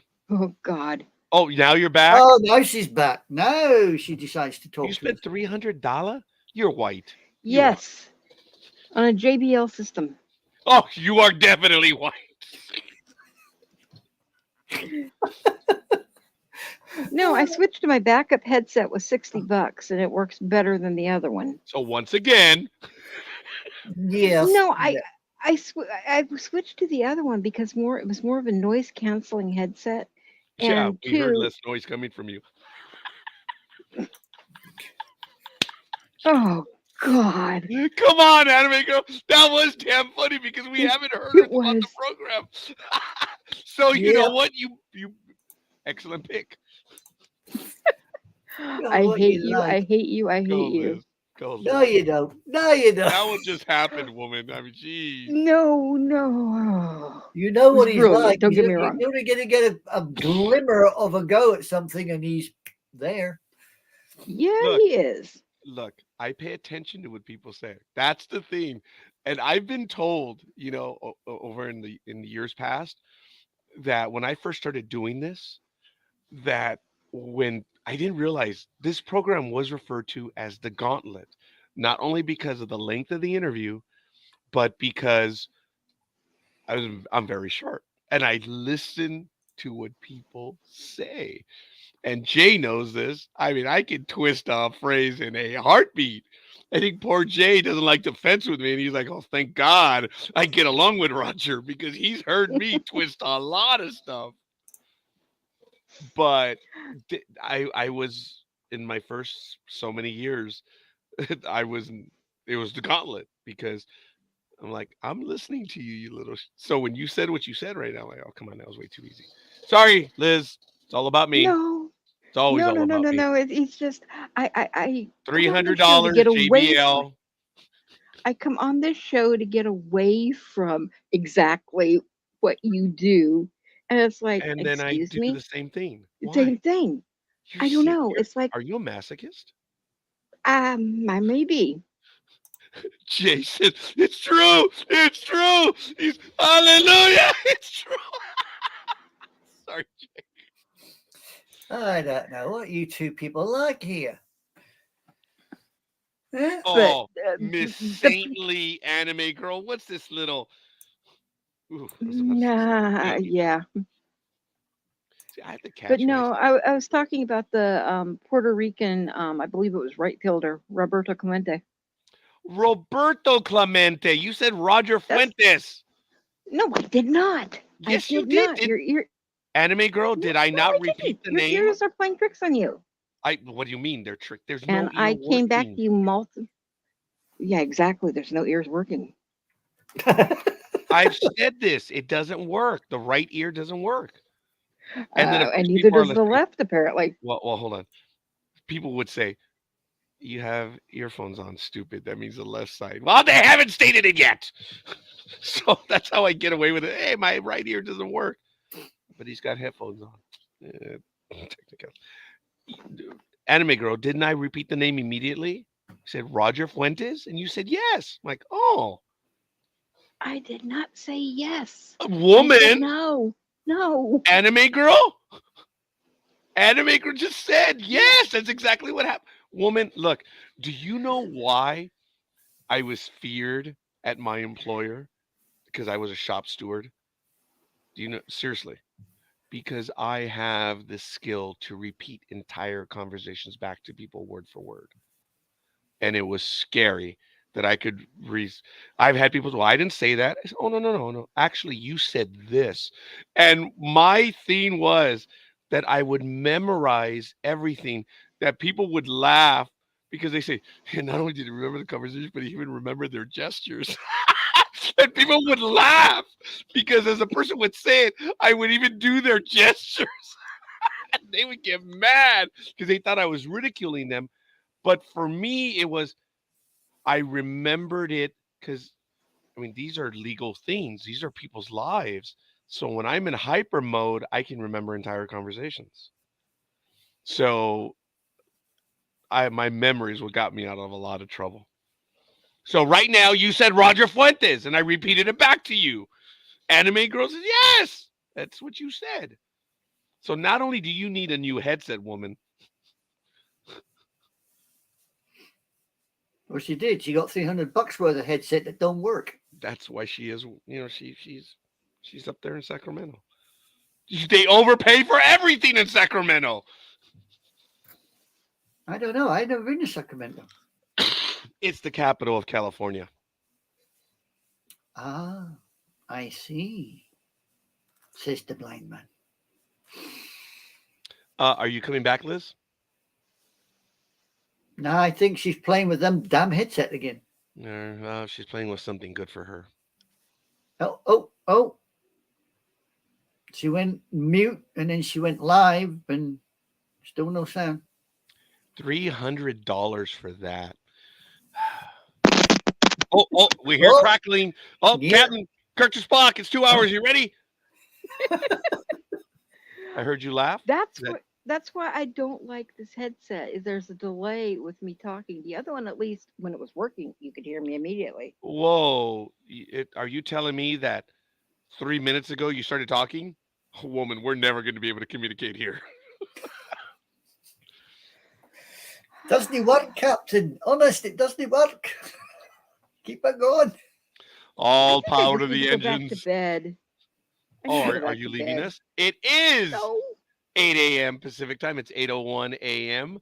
and it is now 4:01. It is tea time, ladies and gentlemen, in the United Kingdom. So if you were going to do that right now, have your tea time, anime girl, what is it exactly 4 o'clock break time? How do you go about it? What's tea time? No, no. I mean, normally if I'm at work at 3 o'clock, I would stop At 3. at 3. I would wander in, put the kettle on, or in my case, put some milk in a cup Sorry. and put it in the microwave, and then see what biscuits are available, and go grab some bickies and make myself a hot drink. So I understand that the former regent, the former crown owner, she used to have, what are those little sandwiches? They have Cucumber. cucumber. Did she really? Have you had those before? Yeah, I hate the bloody things. It's just Okay. bread with cucumbers, right? Well, bread with cucumber, but sometimes they put watercress on it or other stuff, depending. Watercress. Oh, is that plant? Yeah. I Yes. don't know if I've had that. Have you had that, Liz? Yes, actually, Have we've you grown had it out in the cucumber? Oh, spring. yeah, you're white too. Okay. Hey! Stop being bloody I'm racist also over there. I'm also Indian too. Thank you. To be racist, one must be in a position of power. Look at my Yeah, and life. Look at my you're in life. positions of power. You're in positions of power. Don't Look at my start life. You with don't know me. my life. You don't know mine either, man. Oh, were I you ain't trying no to use a position of Latin? power. I'm sorry, were you trying to do a Latin slur? Were you using brown speech right now? Yes. Oh God. I can't Is say there such brown a thing? face.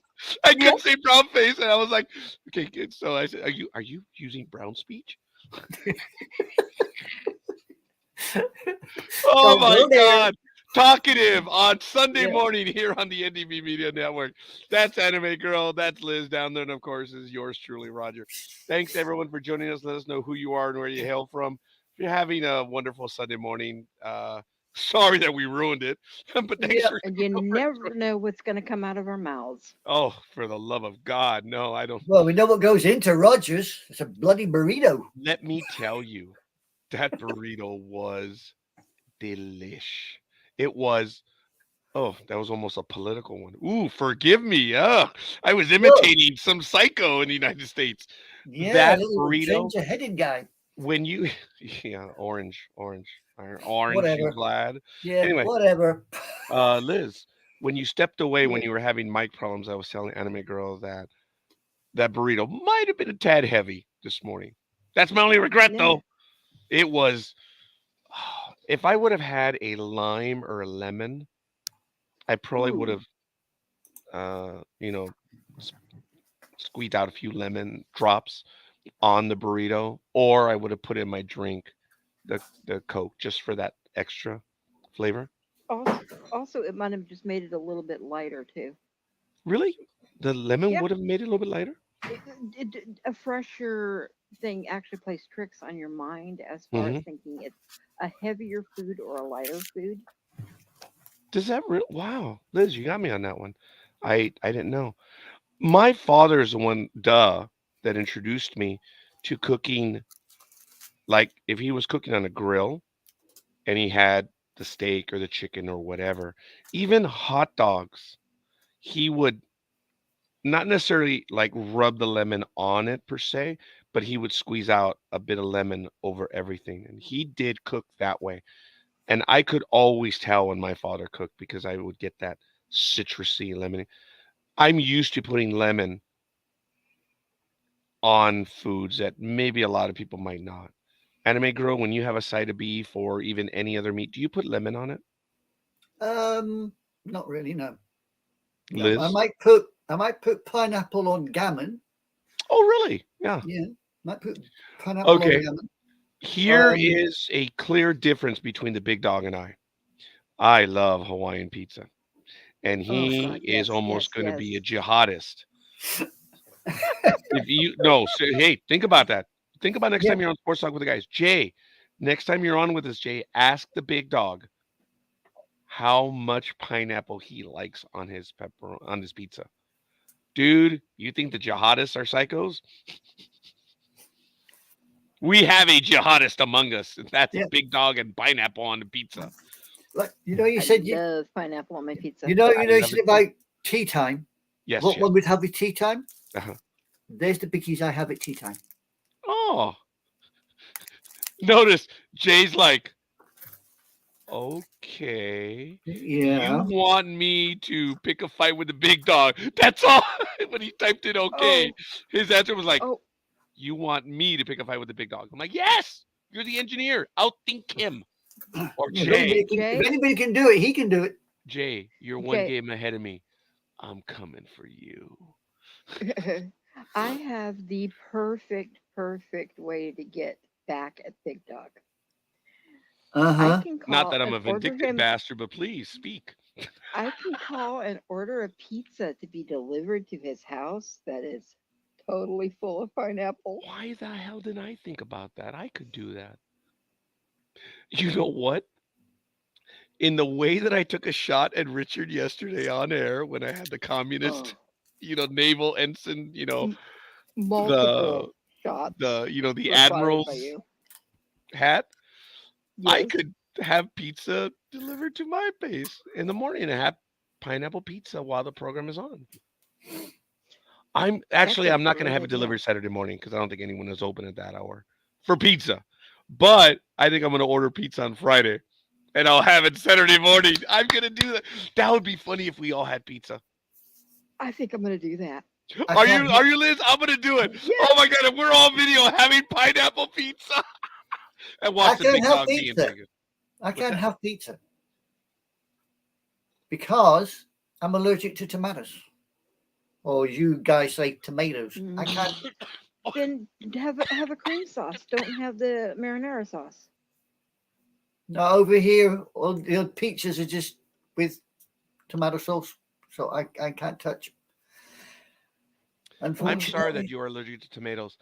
Being that and folks, I think I said this before that I had diverticulitis. I don't.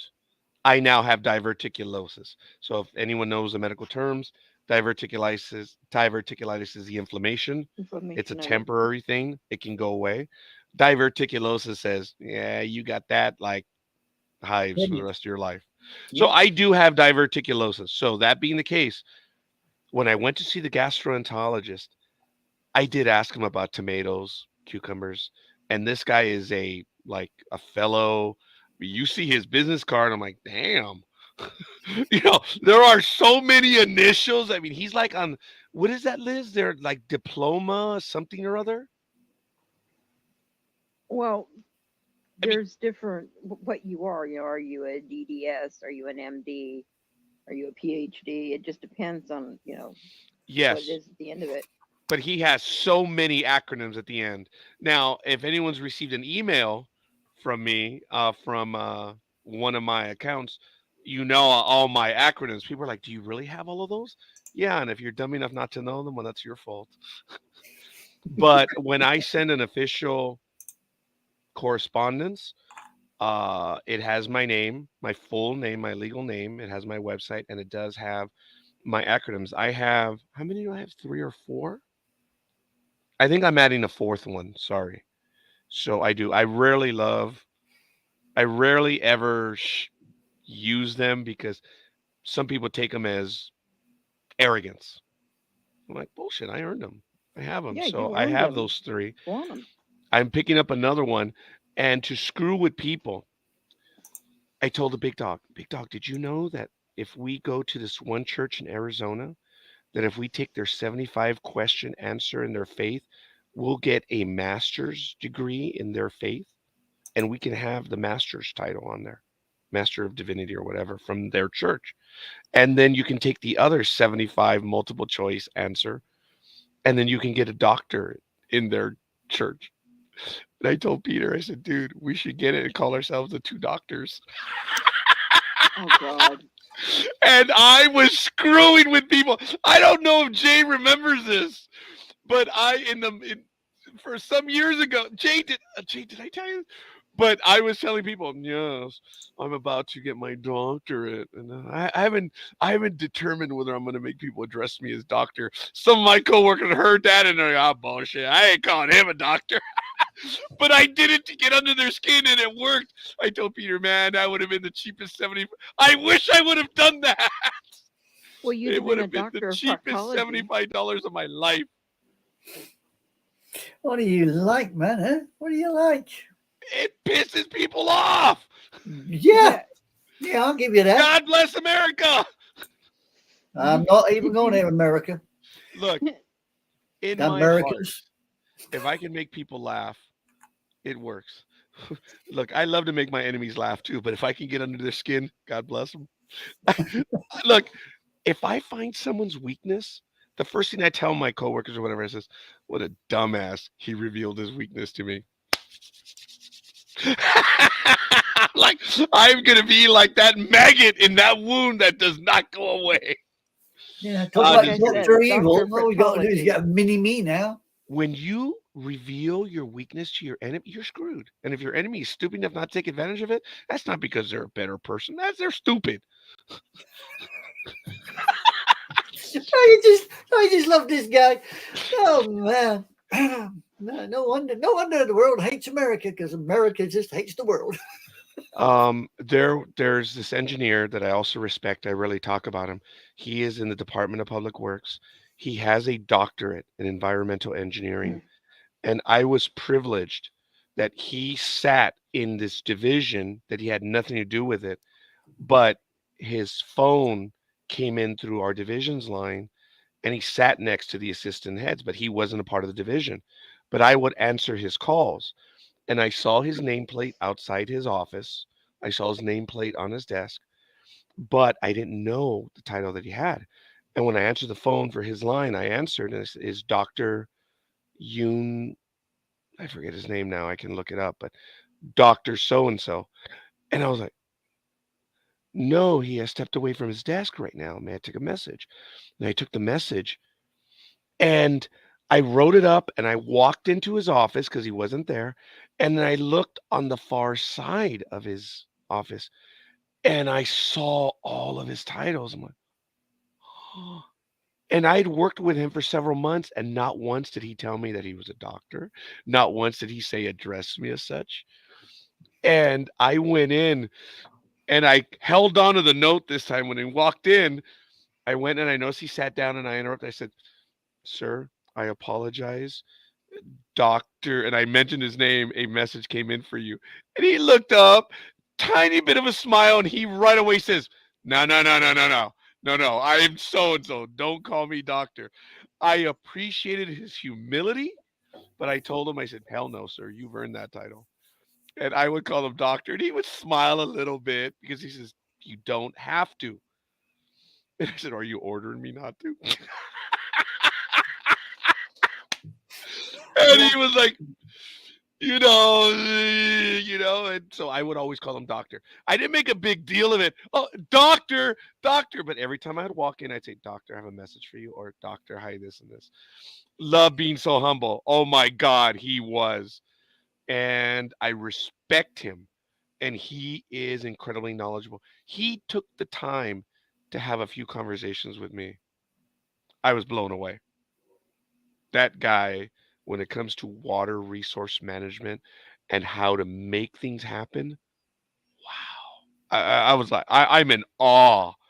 And he is pretty big in Southern California. I answered his phones for 4 months, baby. Toma, cabrones. I did. That's why Roger I wants to be a doctor. I was indirectly his assistant for a short while. That's one of my claim to fames. And Well, he like I was said, like I said, Roger wants to be a doctor of proctology, though. no, because if I were, I would just have a big pole. Clean that shit up, bring it out. Yeah, face, blue smiley. Yeah, yeah. I'm telling you, yeah. Yeah. I appreciate that, Jay. That's funny. In 2013 from November through March. So I guess it would have been maybe about 5 months. But I would answer his phones, and the minute I found, I think he smiled because he seems, oh yeah, figured out I was a doctor. He didn't say how, he didn't whatever, but it just, I could see that little smile, like, oh, you figured it out. His first thing was like, no, no, no, no, no, don't call me that. And he was very polite, incredibly genteel, but he he lived in a different world that I did, and I knew it. It's those rare individuals that they're just way above. You know what I mean? Mm-hmm. But they're not stuck up. They're not arrogant. Yeah, But I've when known you a begin to few. speak to them, they don't play in your ballpark.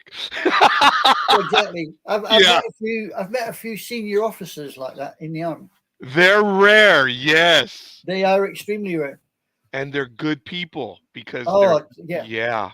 they're very good people. You sit there and you listen to what they have to say, and you think, God, this guy's got more sense in his little finger than I've got in my whole body. Because he just. Hmm. But Yeah, hey, yeah, yes, everything you just said. I mean, I'm in awe. I mean, I'm not saying I'm smart, and forgive me, folks. I'm not trying to say it's just the experience that I had with that individual was wow. I I wish I could have been able to serve in his division and to humbly work with him. No, I would work for him, but I would gladly work for him. But I know his demands. I read his emails. I read his memos. Oh man, like yeah, that nope, I can't play in that ballpark. A truly genuine, educated man on all levels. And every now and then I see him in the news when they're talking about storms and again water resource management. I'm like, look, I was his assistant. No, I used to take his phone calls just for a short while. You were his gopher.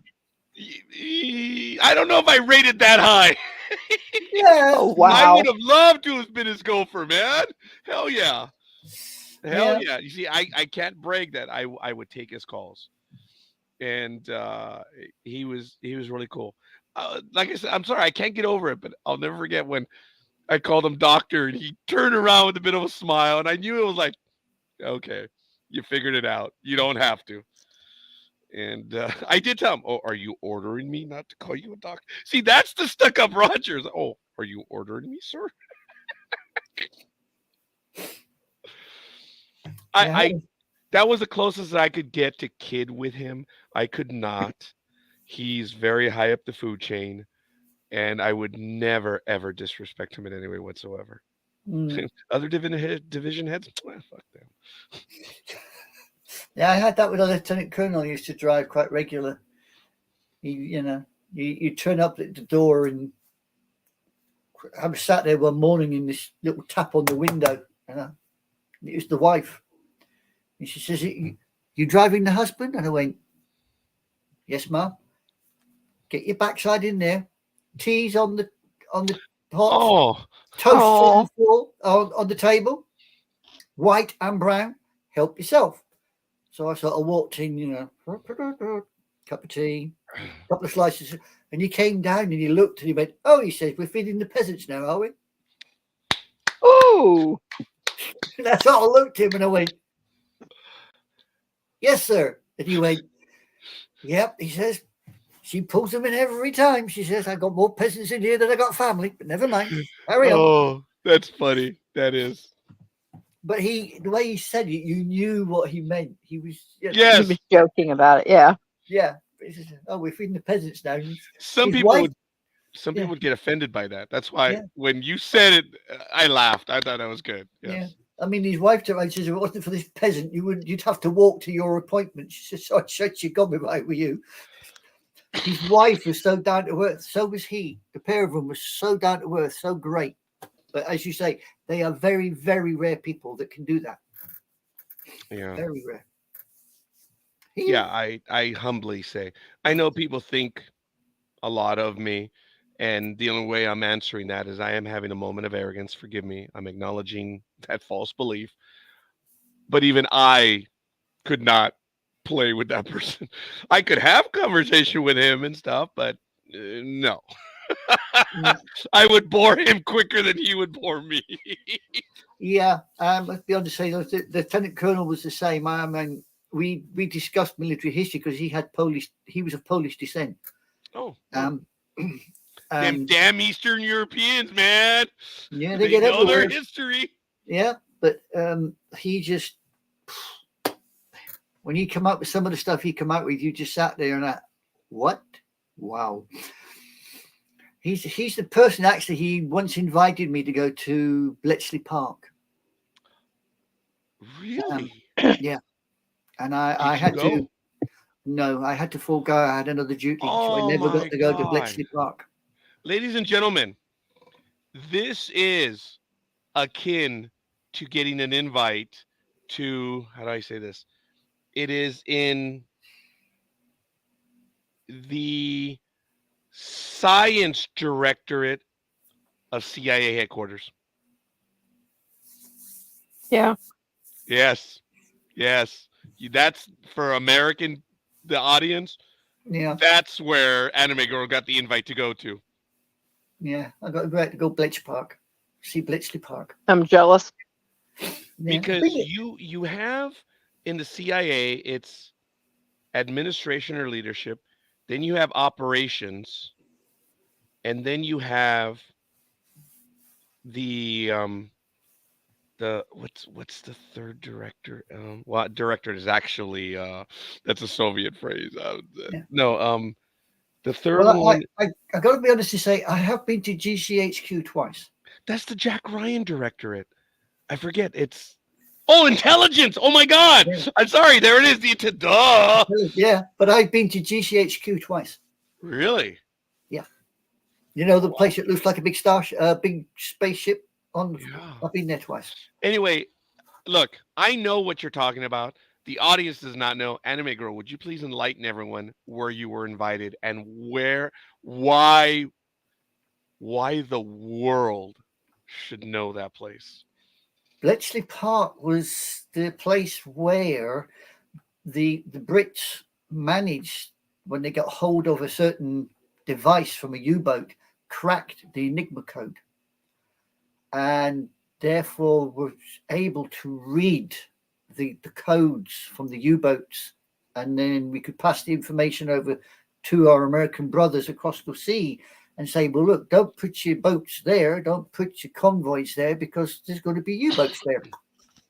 And that's where also home computers started, because the first computer, Colossus, was actually in Bletchley Park. Because Alan Turing, the gentleman that cracked the code, worked there.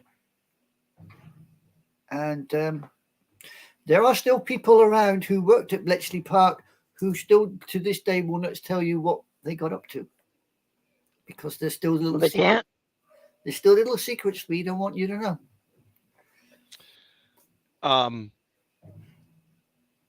But Stalin actually. You should watch the movie with Benedict Cumberbatch. Yeah, it has more historical accuracy for other movies. It is very well done, and what the whole idea of cracking Enigma was the quantity of information. He was right. That's SOB was right.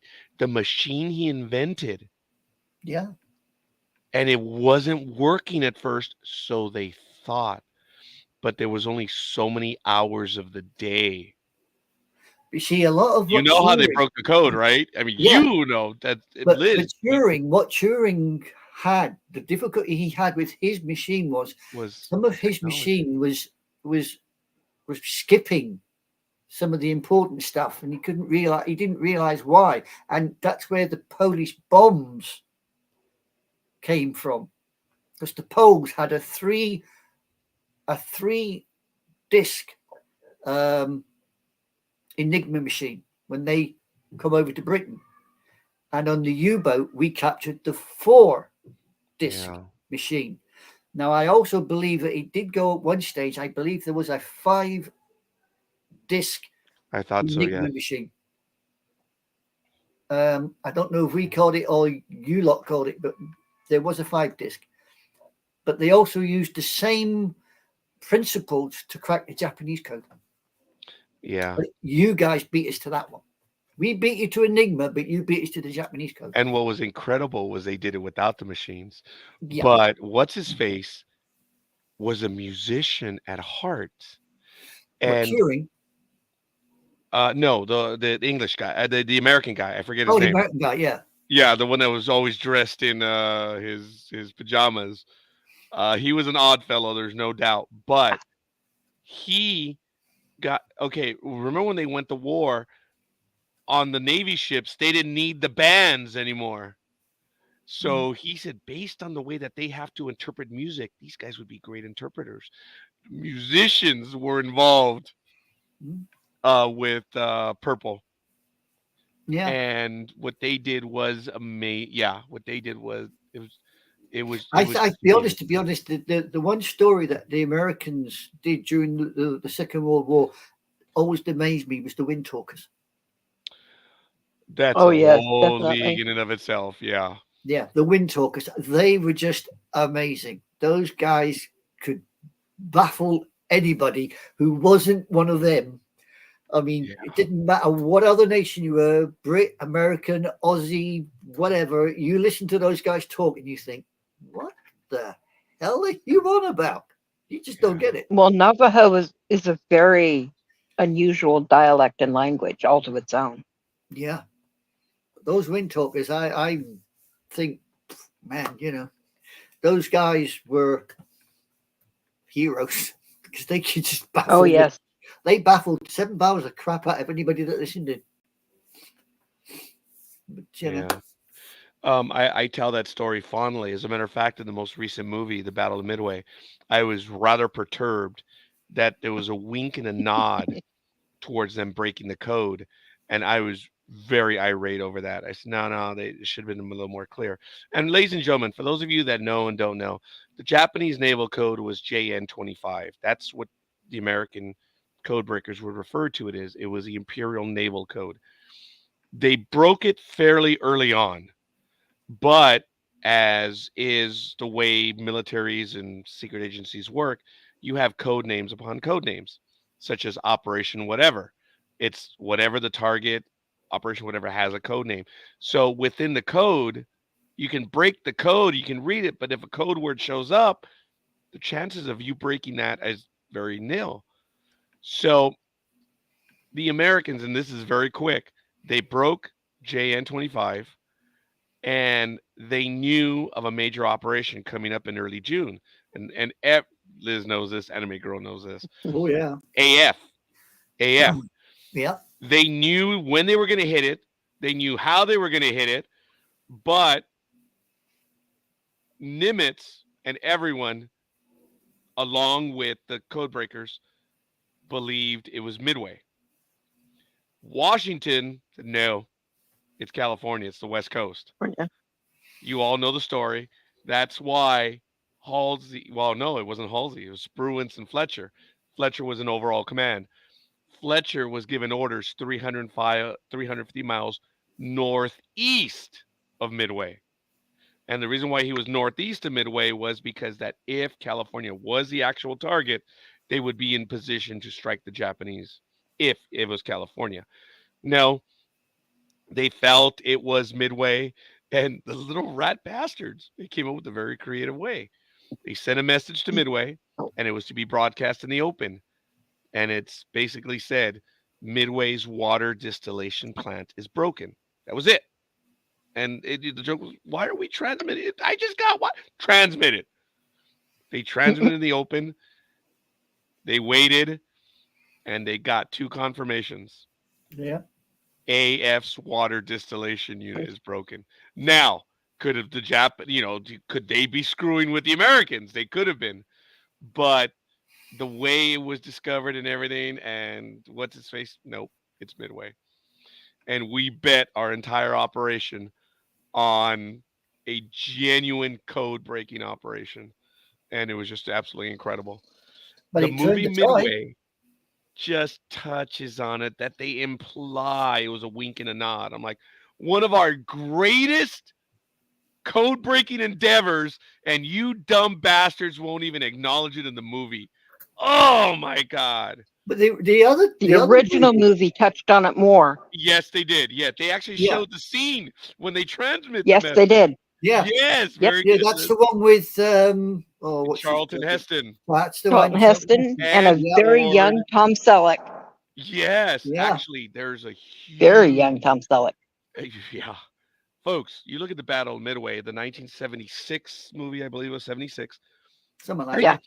You know, when you look at the ships that were used and stuff, I'm like, yeah, okay, all right, forget it. Just forget it. But when you look at all the people that are in that movie, oh my God, Well, it's that a bit was like a Hollywood movie. yeah, it's like The Longest Day. You look at the amount of people that was in The Longest yeah. Day. I mean, I can't. You still look at that film. It's made in 1960. Yeah. You look at that. You even got pop singers in there. Yeah. Going back to the whole thing of Midway, Halsey was basically up 24 hours a day. He got dermatitis. He got that skin disease. He was stressed out, and he got pulled out. And Nimitz, as we know, asked Halsey, who would you recommend? Because anyone who led a carrier group had to have aviation experience. And Nimitz had an idea, but they were still short on, experienced people. So he asked, who would command your task force in your absence? Halsey thought about it for a moment. He says, I know he has no air experience, but wherever I sailed, that son of a bitch followed me everywhere I went. Yeah. And he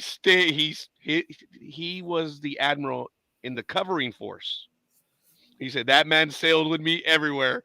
If anyone should be in command, it'd be him. And we're talking about Raymond A. Spruance, who had no air experience whatsoever. Yeah, he turned around and he said, wherever my carriers went, those destroyers were there. Yeah. That covering screen always had me. So if he could sail with me, he can. And Spruance turned out to be one of our better naval aviation admiral. I mean, he was an aggressive bastard. Halsey, he learned from Halsey. Yeah, but he was a good admiral. He wasn't stupid because Halsey was stupid at Leyte Gulf. Fletcher wasn't that bad, was he? I'm sorry? Fletcher wasn't that bad, was he? Well, I've always joked over the fact that if I was in my previous life, I was Frank Jack Fletcher. Yeah. Because he screwed up at Coral Sea, and he screwed up at Wake Island. I had to refuel. He had a relief force trying to get to Wake Island. Had the relief force arrived, we wouldn't even be talking about Wake Island. Yeah. That stupid pussy. Anyway, remember, he was an overall command of Midway. But Spruance balanced him out. Because remember, Spruance, the minute he got the location, he's like, all right, boys, let's go. And they're like, wait. Oh, no, he set course. He was going to engage them. And Fletcher said, no, our one and combined thought is we hit them as soon as we can by air. And that's why they were at their extreme range. we all know in Midway. I know, folks, we're really getting into the weeds right now on this stuff. Yeah, And yeah. and what I meant by Leyte Gulf is, if you want to read an incredible book, I got close to interviewing him, but he passed away. His name is Hornfisher. He was the author. He wrote the book The Last Stand of the Tin Can Sailors, and he's referring to Taffy's 1, 2, and 3. They were what Halsey left off Samar Island, which was the north approach to Leyte Gulf. There were carrier escorts. These were the small jeep carriers, and they were providing shore support. They didn't have the armament to engage ships. They Well, had they didn't bombs. have anything really. I mean, what They really I didn't think have anything. They really maximum didn't. they had on was, I think it was 1 5-inch if you were lucky. Well, Most the of them didn't even have destroyers, that. the Eh? destroyers and destroyer escorts. Folks, Yeah. if you want to learn something about me, if you go to Amazon.com and you look up, all right, Last Stand of the Tin Can Sailors, there it is. I did a review of this book. So if you look up reviewers, I'm going to find my review, but it's ridiculous the number of reviews that are on this book now. I mean, it's in the thousands. James D. Hornfisher. We almost had a chance to interview him, but he was already ill, and he did pass away. I really wanted to talk to him, but anyway, um, there's an incredible amount of reviews here. But I did a review, and how do I find my review? Let me see.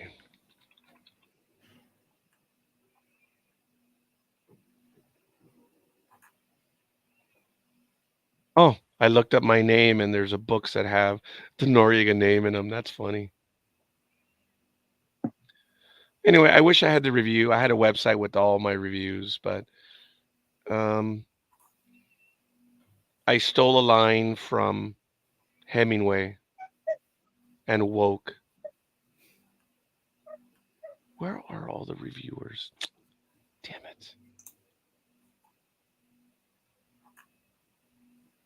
There was a way that you could look for the reviews, the reviewer. Oh, okay, here we go. Roger. Here you go. Oh, here it is. I did this review on January 17, 2007.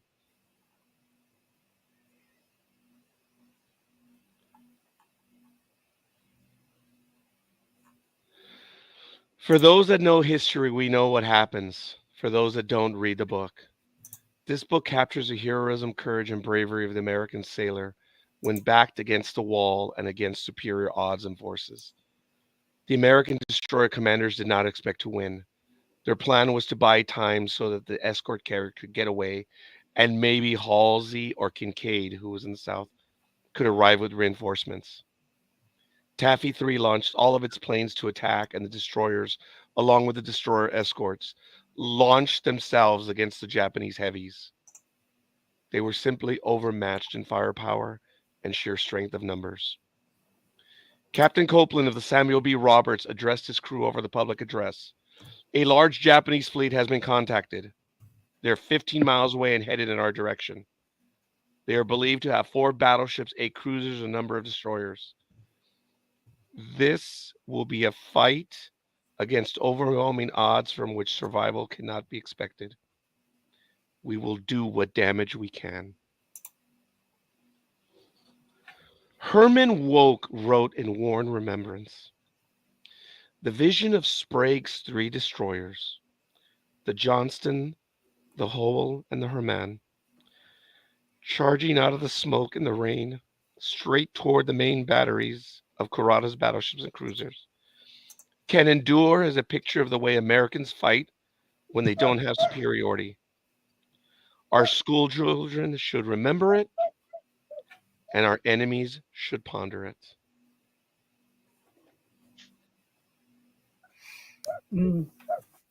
You're very eloquent with your word. That was part of my review. Yeah. Yeah.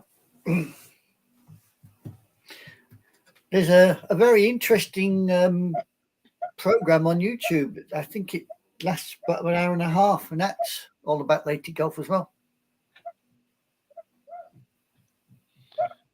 About Leyte Gulf? Yeah. I was watching it the other day. As soon as it came on, I thought, Roger.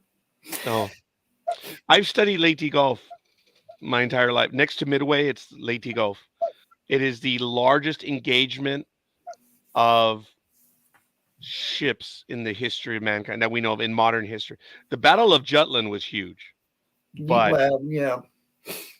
in the sheer numbers, yeah, Leyte Gulf was huge. And the Japanese, they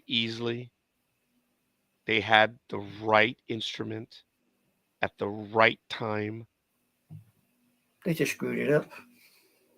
but it was the fierce defense of those destroyers and destroyer escorts. I mean, Kurata basically, when he was asked about it, is why you were miles away from the 200,000 men on the transports. He said the destroyers and destroyer escorts, everyone was putting up such a fierce fight. His thing was help's got to be right around the corner. That's why they're standing up to him. Halsey's got to be right around the corner. And he said he turned around because of the fierce defense of those destroyers and destroyer escorts. I mean, it was suicide. These destroyers launched themselves at these battleships. And the American commanders, they were lieutenants. Remember, these were smaller ships. Mhm. They charged only because they were trying to provide cover for the other sailors to get away. That is mind blowing.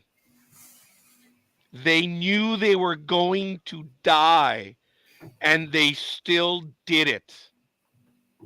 Yeah.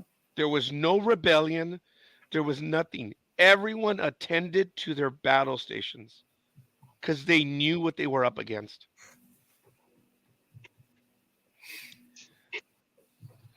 When the ships were sunk and the Japanese had turned around, this is in the book, The Last Stand of the Tin Can Sailors. The Americans were floating in the water, and as the Japanese ships went by, all of a sudden there were splashes in the water. And the Americans were like, oh my God, they're throwing grenades at us. But they were not. The Japanese naval or the Japanese sailors were throwing potatoes.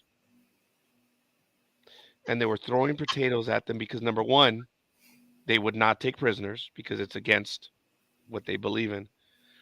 But the sailors themselves acknowledged that the men that were in the ocean were warriors and they should not die on empty stomachs.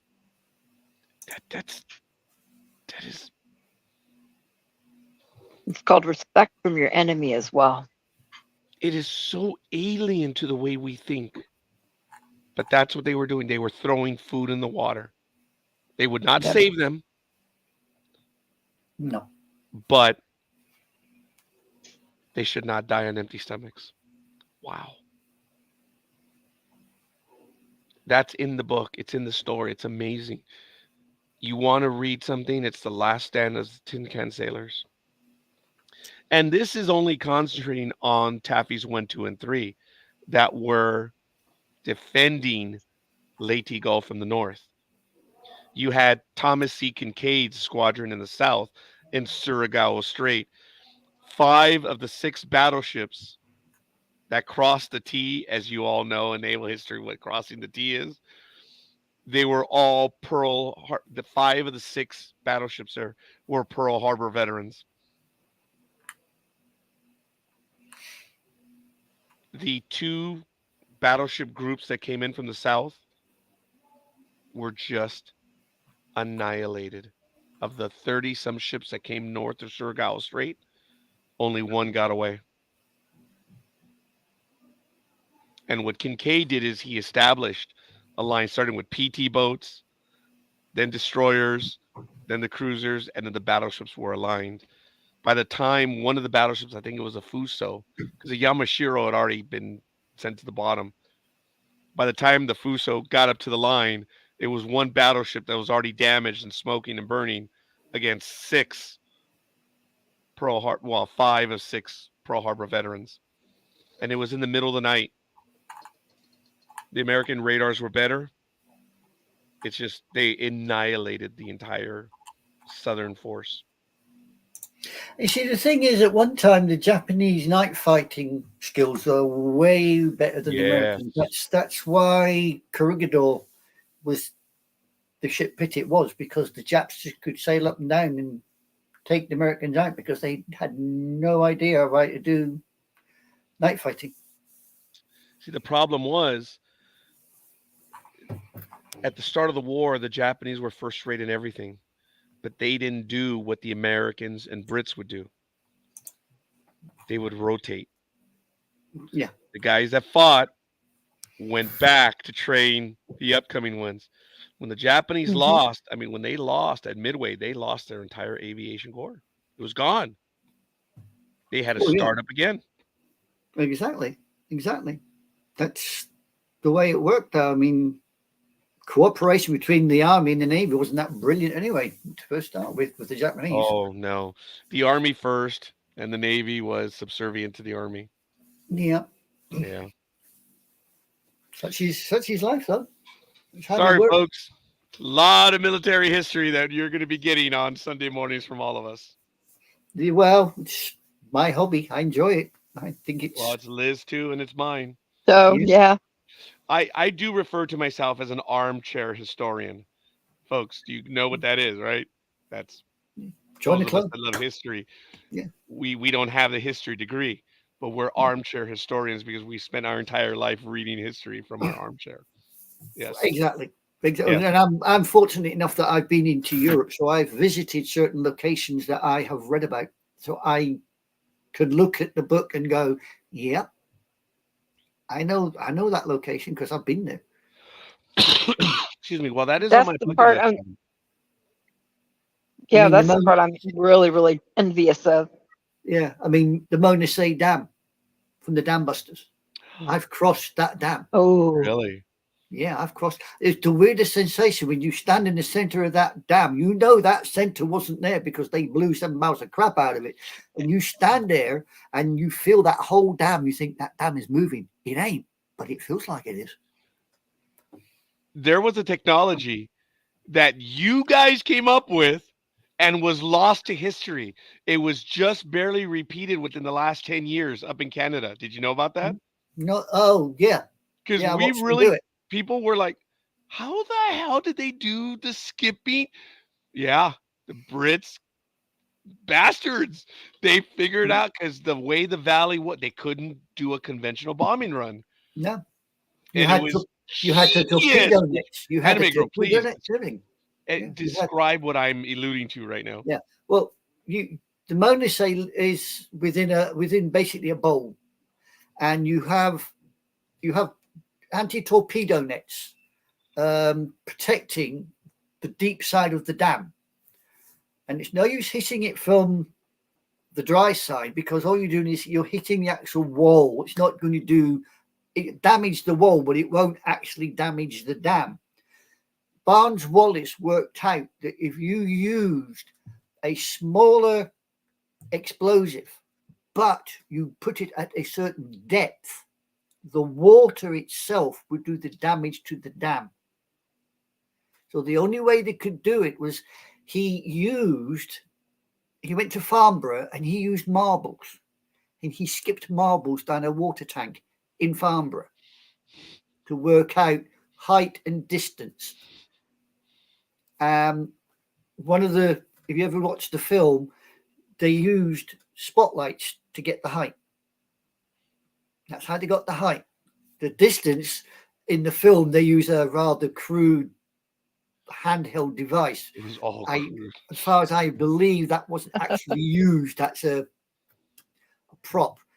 But they had to drop this spinning bomb which spun backwards. And the idea was it hit the dam wall, rolled down the wall, and then like a It depth skipped over charge, the nets. It skipped over yeah, the torpedo nets. Yes. skipped the torpedo nets, hit the dam wall, rolled down the wall, and then like I said, like a depth charge at a certain depth, the fuse would go pop. And What was the name of the dam? Do you know in which city that was at? Mona says it's not in the city. Actually, it's in the countryside. Monasay. Do you know? Because there was three dams. There was the Monasay, the Ada, and I can't remember the other one. But there was three dams. We popped two, didn't get the last one. Moneses. That's Monesties. No, MOS. I think it's Okay, an 8. sorry. MOS. MOHSE, I believe Oh. is how you spell it. Oh, Monasay, Germany. Yes. That's it. You got it. Mohnnesee. There you go. Yeah. You should have a picture of the dam because I'll they've find it in a redid it. moment, but check it out, folks. There it is. Monasay. Here's the Yeah. bowl. Yeah. And is right here. Yeah, just east of Dusseldorf. Yeah, the idea was, you see, that's the Ruhr. We're Dusseldorf Yep. and all the rest of it. That's the Ruhr Valley. And the idea was, you see, they had to take out the Ruhr. So they took the dam, and there's the dam at the far end. You see, there's the dam at the far end there. There's your dam. Yeah. Now, you out from there at certain distances were anti-torpedo nets. Yeah. So the Lancasters had to come in over where that spit of land is at the bottom. You had to come in over that spit of land and aim for the dam. Yeah. So you had to come in and drop and then aim for that dam, but skip the two lines of anti-torpedo nets. Yeah. And that was the way of doing it. And 617 Squadron with Guy Gibson VC is the one that did it. Well, they invented how to do it. They knew how to do it. Yeah. And then no one really knew how to do it because it had been lost. Some Canadians did it up there on a Canadian lake within the last, I think, 10, 15 But years. the thing is, it took them a while to figure it out again. Yeah. But what they didn't realize was, had they gone into military records and looked for codename Highball, they would have found out, because although the bombs themselves are never used after the dams, Barnes-Wallis made a navalized version called Highball, which was supposed to be carried by, if I remember rightly, mosquitoes. Yeah. Twin engine Woodland Wonder. And the idea was they were going to skip them on the ocean to hit ships. It didn't quite. I remember that. Yeah, it didn't. Yeah, I quite remember work something out. about that. Yeah. So Highball was sidelined, but there was no reason to use the skipping bombs anywhere again, because they at the three dams, I believe, as I say, I believe we popped three of them. There are two of them. We didn't get the third one. Yeah. But I actually met a dam buster as a child. I met a dam buster. Yeah. Oh, nice. When I've walked to Monasay Dam. I've also walked the... Well, you mean the new Monasay Dam. Or the new Monasay Dam. I've also walked within the confines of Bergen-Belsen concentration camp. Wow. And Dachau. I've done both of them. Yeah, you and I have discussed that one before. Yeah, those are places, especially Bergen-Belsen. You walk in there, and as you walk through the main gate, it just goes quiet because there are no birds flying over that area. It just sits there. Even the animals know.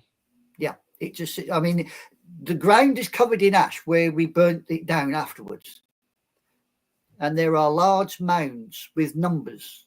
And you look at this number, and it says 16,000, 17,000, and you think, 16,000 what? 17,000. It's people. These are people. I've been told by a few people that I know that have gone there, that were at Dachau and Auschwitz, and they have said the exact same thing. It is silent. Yeah. That there's nothing. The strange thing is about Bergen-Belsen, what most people don't realize is 3 days before it was actually liberated, the very renowned young lady from Holland called Anne Frank was in Bergen-Belsen and died. Yep. She died before we got there. So, And she died so close to us getting there. yeah. But Bergen-Belsen, when it was surrendered, was the Brits didn't believe it because the Germans came up and said, "We're handing the camp over to you." Brits sort of stood there and went, "Excuse me, the camp, it's yours. We don't nothing to do with it." And they sort of went, "Okay." They didn't know what they were walking into. They hadn't a clue. God no. And then they just It turned up. was such a horrific shell shock just for them. Like I said, I not only had family in the camps, but also family that came up to some of the other camps that the Germans had just, that's it, we're out of here, and they got out. Even some of it was completely abandoned. And when our American troops went up to it, it literally was something they had never seen. Even in the 4 years of all the atrocities, they had never seen anything like this. And it was almost more nightmarish than actually being in battle to see this. Yeah, there's a well-known, I think it's a television interview, and it's the officer that took the surrender of some of the German troops, and he always said that at a certain distance there was this aroma, which he couldn't quite put his finger on, and when they finally found out what this aroma was, after the war, when they forced the German population to go through this camp to say, look, this is what your guys were doing. This is what you put in power. This is what they were doing. When they turned around and said, we didn't know. This guy lost his shit. They didn't know. Yeah, this guy lost his shit. He says, how can you not know? He says, smell it. He says, you can smell this damn thing 5 miles away. How did you not know what they were doing? Oh, they knew. They just chose to be blind, have blinders on, and stick their heads in the sand. They knew. They knew. I mean, Senelager, the village of Senelager, it's just, 2 miles down the road. So they have got to have known. Oh, yeah. They must have known. But when there was two very distinct aromas. Yeah. But when you walk and you see these places and you look at these places, you think, wow. This is history. Yeah. And it is. It's history. It's history, but to me, it's more than just history. It is literally, I can't say people's graves because they were never buried, but you are walking on people that, 80 years ago were alive and laughing and joking right before all this happened. Children, mothers, fathers, people like you and I. Yeah, no difference. Just normal people. Yeah. But, as I say, it's you, having been in Europe, you get to see these places and you suddenly realize that war is a big thing and it's a bloody nasty habit, but we still haven't learned how to do it. We're still fighting these stupid tribal wars. We're still doing it. We ain't learned. We're letting religion lead us by the nose. These people hate these people and these people hate those. Really? We're all the same ruddy species. I've said it before. We're all Homo sapien. We're all the same species. Doesn't matter what color you are. Doesn't matter what religion you are. Doesn't matter what gender you are. We are all the same. So to say that you hate this individual because they come from wherever blows my mind. Am I sending you to sleep, Mr. Noriega there? No, I am resting because my neck is hurting me a great deal. Sorry. I thought I was sending you to sleep. I do apologize. No. I do get on my soapbox occasionally. I do. Not at all. I was listening to everything. Whenever, look, I've hinted to a few people, whenever I lean back, it's because I'm trying to keep it straight because that's when I'm most uncomfortable. When I lean back like this, it's when it's most painful. I just don't like to say it because, Mm. Yeah, we know. Yeah. and it But was, yeah, anime girl and I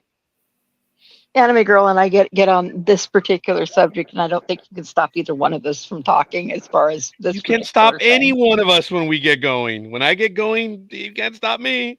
No. When anime and when you Liz, that's why we're doing this. We're having a conversation. It is historical in nature. It is political, but it is observant political commentary because it's not meant to say that we're right. It's not meant to say that you're wrong. This No. is how we think about things. Yeah. But we don't bring the political stuff. I mean, we make fun of things. There's always an undercurrent on this program, but we haven't taken any sides on the political stuff. Though there is one line that is very clear between the three of us. We all argue over monuments. Yeah. So, I mean, and it's one Yes, where it's like, you're wrong, and you're wrong.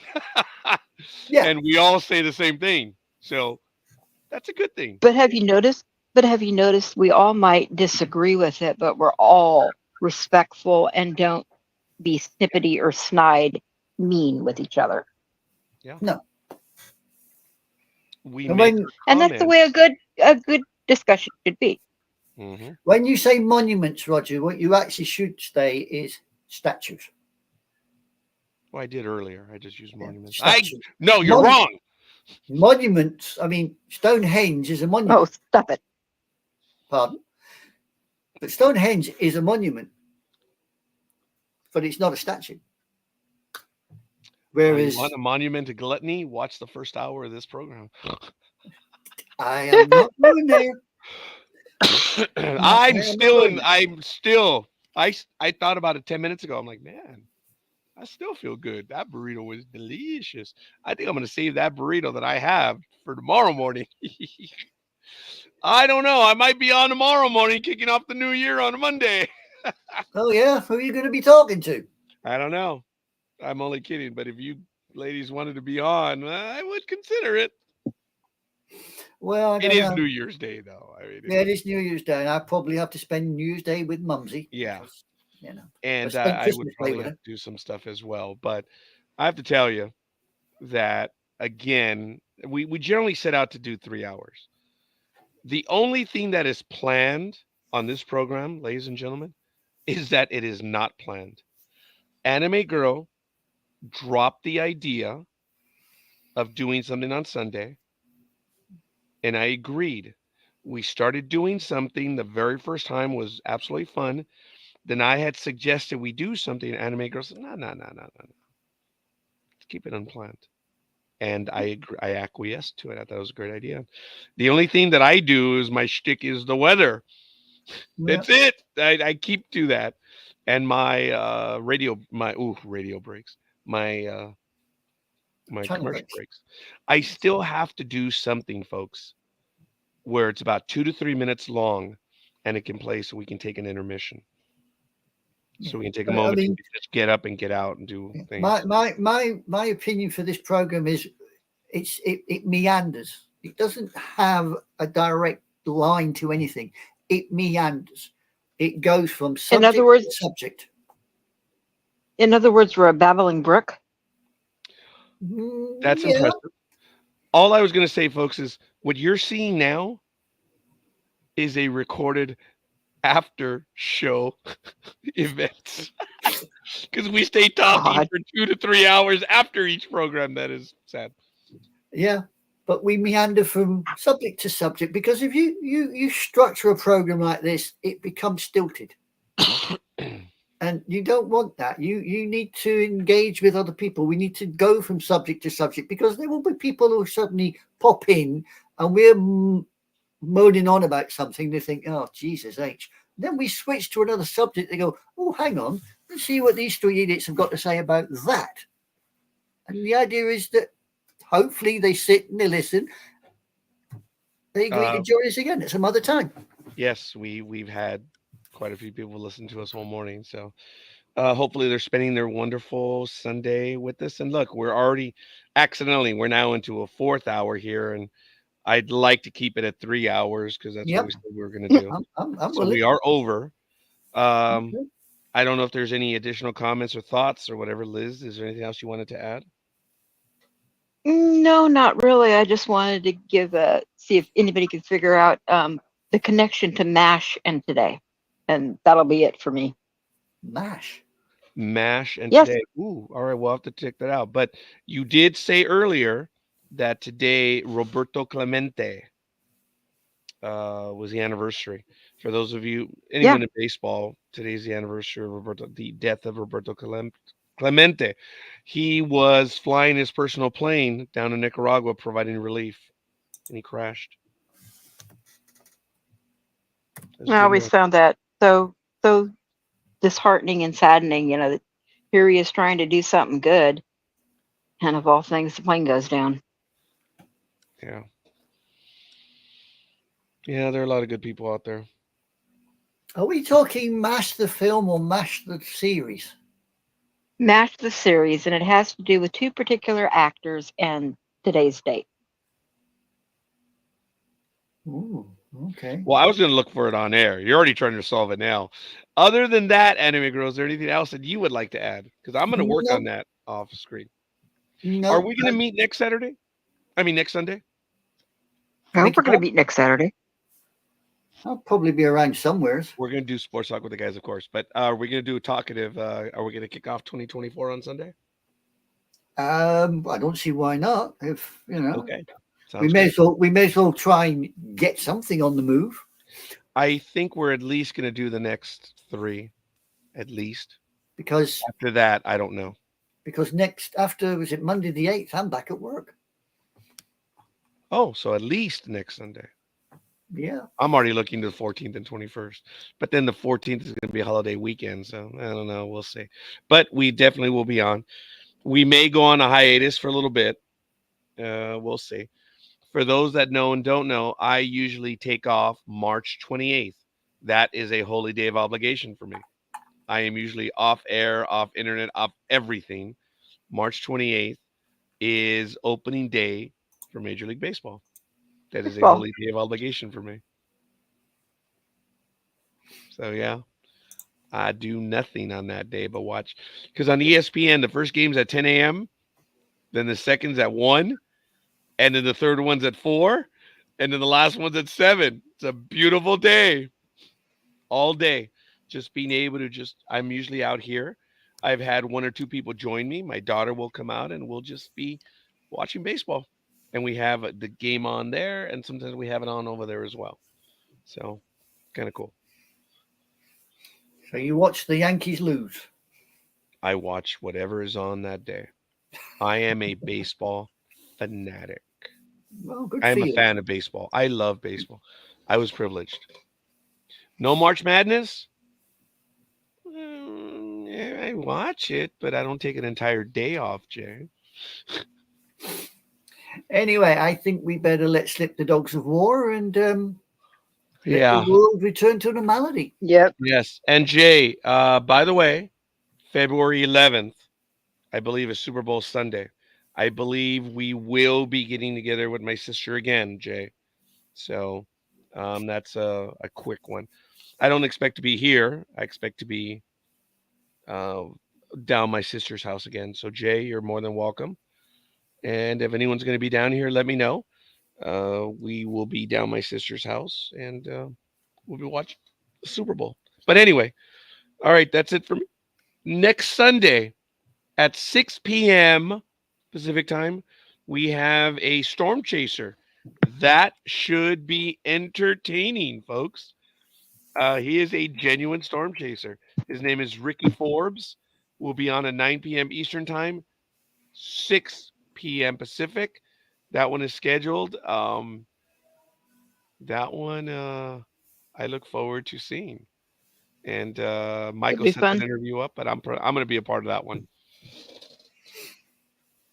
So for those of you that have seen the movie Twister, you know what we're talking about. The storm Several chaser. times. Yeah. Several times. Cow. I think it's the same cow. Sorry. You own that Still cow? my favorite line. It might have been my cow. What were you going to say to your favorite lines? I was going to say that was actually my favorite line in the stupid movie.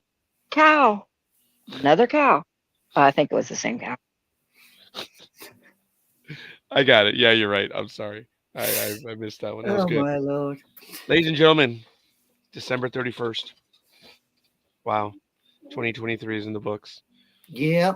It doesn't matter if it was a good year or if it was a bad year. Point is, we're ending it. And in a few hours, and actually in some parts of the world, it already is 2024. So God bless them. God bless America.